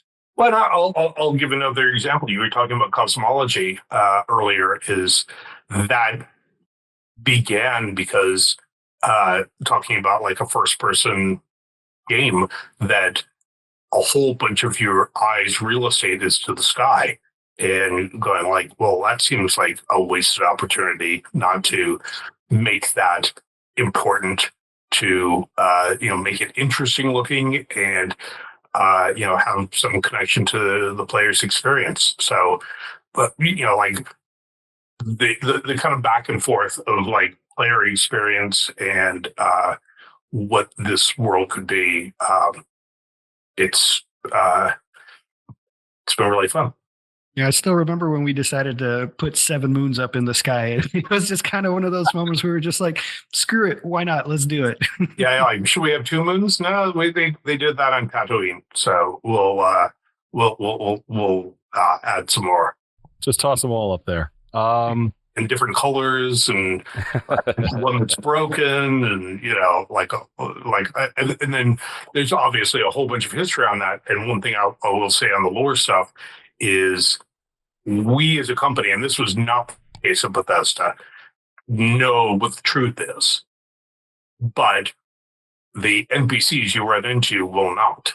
So, like, the wisest person you'll ever meet knows maybe 50% of the accurate, what's going on. But you don't know what 50%. So that's great. Wow, that's so good. All right, Kyle, I think we can game this last part here. Let's do rapid fire questions. And here are the rules. Let's do, I don't know, 10 questions. One person asks, one person answers under less than a minute. I got my stopwatch ready. All right. Okay. All right. So Kyle, you asked the question. One person jumps on it. You got less than a minute to answer. We'll do 10 of these. All right. Are we doing all of them from the chat? Whatever. Yeah, all of them from the chat, because we're done with the Discord questions. Perfect.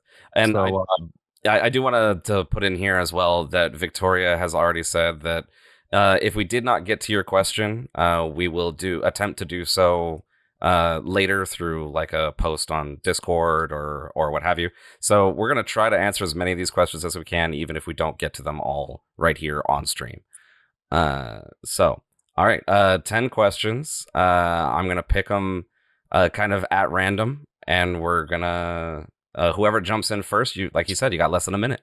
Yeah, less than a minute. I got the stopwatch ready, so here we go. I'm also going to shorten the questions a little bit. All right, so starting with a question from Torgo the White asking, can you do a monk build that doesn't just exhaust or knock out, but proper weapon, like where the fists are actual weapons? We've thought about unarmed combat before. I need to go back through when that's going to come in. I don't think you'll see that in EA1. Done. 8 seconds. Great job, Michael. I know. Excellent. For record. Let's see. This should also be a pretty easy one, asked by Topico.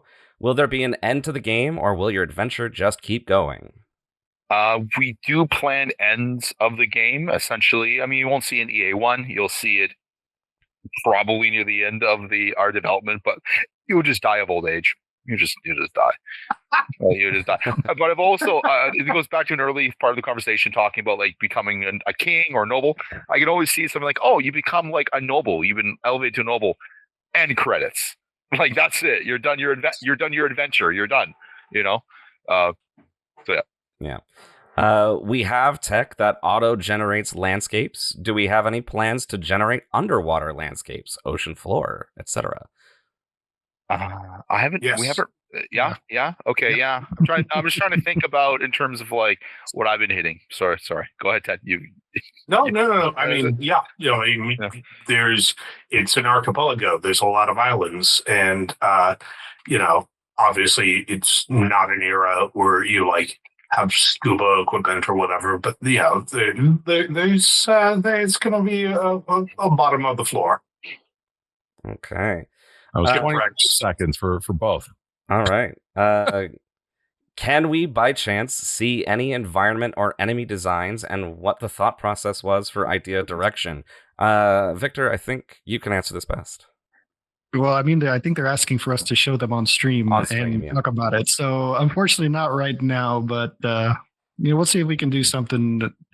along that line. Maybe like a YouTube video where we just like look at some designs and talk about the philosophy behind what goes into making them and how it fits into the world. I think that would be cool.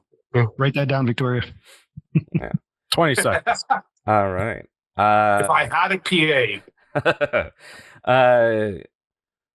Let's see. This one should be pretty easy. How's team morale? How is the team feeling after recent announcements? Overall, very positive. I'll answer this one myself. They were a part of the decision-making process. No one should have been completely blindsided by everything that we were discussing. So team morale is quite high. The most excited we've been in a long while, I think. Yeah. 11 seconds, Kyle. 11 seconds. That was good. How are we doing for number? I kind of lost track. I think we're at 5. Okay.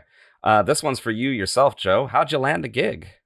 Oh my gosh! All right, so I reached out. So I reached out to Victor on Discord. I said I've got some skills. I think you may be able to use them, and he answered back and says, "You're crazy. Don't leave me alone."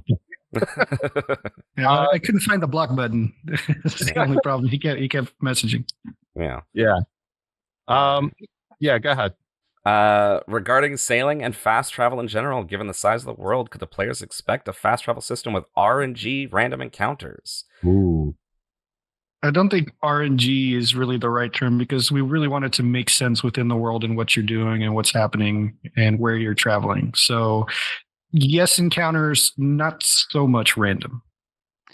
Benefit of having the whole world always live in the background is we know if you try to walk through anything while you're fast traveling. All right, let's do another fun one. Let's see. 3 more.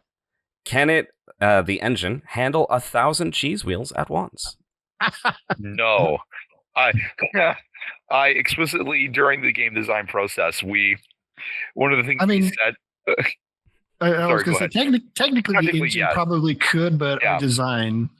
Yeah, so one of the things that came up early in the design process, especially when we talk about inventory and all the nuances around the inventory design, would be we wanted to make, like, for me as gameplay director, the fantasy life simulation doesn't involve being a kleptomaniac around like spoons and cheese wheels. That's not part of the experience. So I don't think so. So we're not really engaged in you picking up little useless items. It's all about things that are actually you use for adventuring and part of your adventure.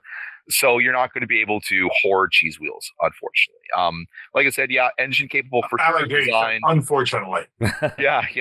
You won't be able to have that nice meme like opening a door like cheese falls out. You won't be. Although I'm sure it looked really good in the engine. We're not planning to do that. So sorry to burst any bubbles. Oh man, Michael, you're 2 seconds over time. No. So you're fired. Now we must have cheese wheels in there. Yeah, there we go. Answer invalidated. Yeah. Those are the rules. All right. Next one. Have we started working on other lands besides Ijar? Ooh. In engine, presumably? I'm assuming in engine, yeah. Not yet. I mean, we have sort of just generated some land just to see if it works, but nothing. None of that's like specifically designed by us. But I mean, working on it implies like, there's a whole lot of stuff figured out about it.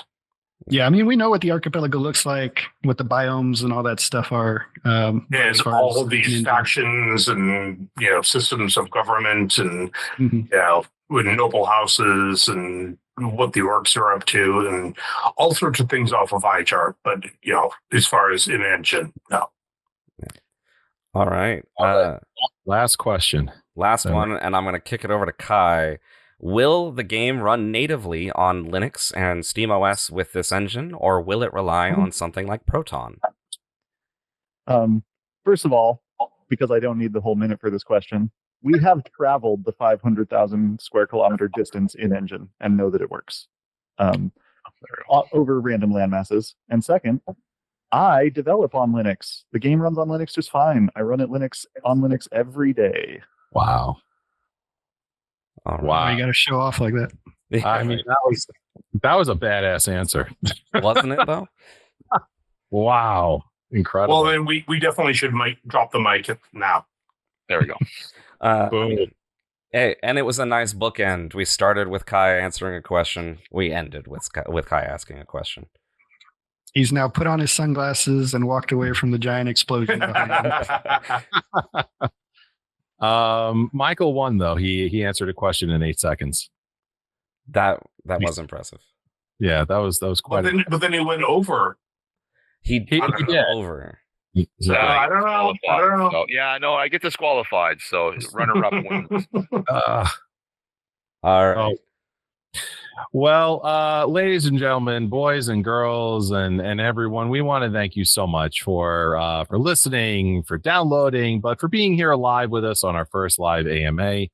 Hey, if you want to know how you can help, well, we've got a list for you. You can first wish list the Wayward Realms on Steam. That's a massive help. You could like, share, hit that notification bell on YouTube. Okay, you can find us at OnceLost Games on YouTube. Give us a 5-star review on Apple Podcasts and Spotify. That's a big help. Hey, hang out with us on Discord, found at waywardrealms.com. You could follow us on all social media at OnceLost Games. And if you want to get involved, you can email a PR at oncelostgames.com. Anyone want to say anything before we wrap up tonight, starting with Ted? Well, I mean, we hate our fans. So, like, I think I'm speaking for everyone on that.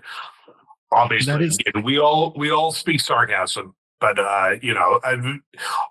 when you were listing off the ways to support us, we have been honored and humbled by the community support. So and it does make a huge difference. Not only is it great as a resource for us in making the games, but when we were talking before about like publishers and investors, the fact that we can point to some impressive numbers is for how much people want to play this game have made a lot of investors and publishers come to us because they say, there's a buzz. So that has been fantastic. So these have been great questions, and I'm really happy that y'all are excited to play our game. We will not disappoint you. Kyle, final thoughts?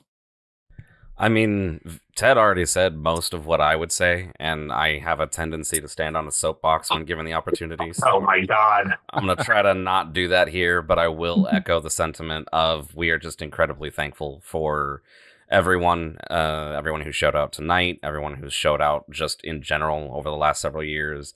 I mean, it's literally only been possible because of the support of everyone that believes in this project just as much as we do. So I don't think I could say it any better than that. Michael, final thoughts? No, Kyle said it perfectly. I'm Ted. Stop. No, but to reiterate Ted and Kyle, like the support we've gotten from the community has been absolutely outstanding, and it's allowed all of us on this team to try things that have never been tried before, to explore things that have never been explored before, both in terms of lore and game design and programming. And we would not be able to take this journey without the community supporting us, both with your interest, sharing it, with Kickstarter money, all of it. I really, really appreciate giving us this opportunity. I feel we've been making the most of it and doing something that will be remembered for a very long time.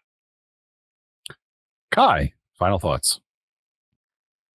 Yeah, as well said as all of that was, if the cheese wheel mod isn't the first thing to hit Nexus mods after we give you all these mod tools, what are you all doing?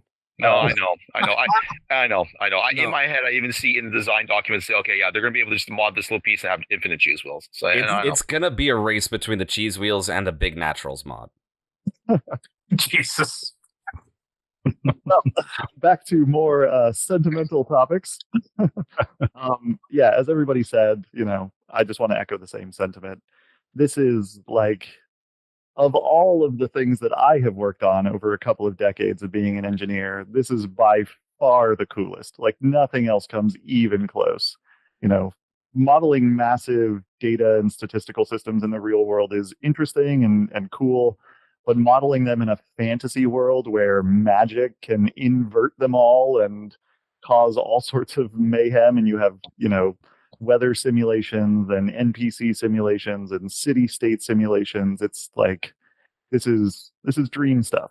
Well, I guess for a certain kind of person, this is dream stuff. That's true. I don't know if everybody wants to think about that all day, but for me it is. And that's only possible thanks to all of your support. And, this is something this is just the beginning. And we're going to be looking back on this for a real long time and expanding it out into the future for a very long time as well. I could definitely echo that dream stuff feel for sure. Victor, final thoughts. Oh, I didn't think we were going to call on Victor. Oh, that was the pass. No. I just want to extend my thanks, of course, as well for everybody for their support, for joining us here tonight. I know this anime comes on the heels of a very, very crazy announcement. And so we really want to thank you guys for still being here and supporting us through this. I know there's definitely some concern. There were some concerns out there. Hopefully we've done a lot tonight to help ease those. If not, we've still got some more, looks at the game and some updates on how our progress is going. We do have a devlog planned for early January that will take a look at progress and stuff like that. So, we really want to be as open and transparent about this whole journey with you guys. And we really appreciate you being on it with us. Well, finally, dear listener, I want to thank all of you for a highly successful first season of Wayward Radio. Your support through downloads and clicks, views, especially comments on YouTube, has been overwhelming. It's our wish for you to have a beautiful season filled with family, friends, joy, and, of course, great food. We'll be back, as always, on the last Tuesday of each month for Season 2. And until then, we'll see you in our travels, and happy exploring.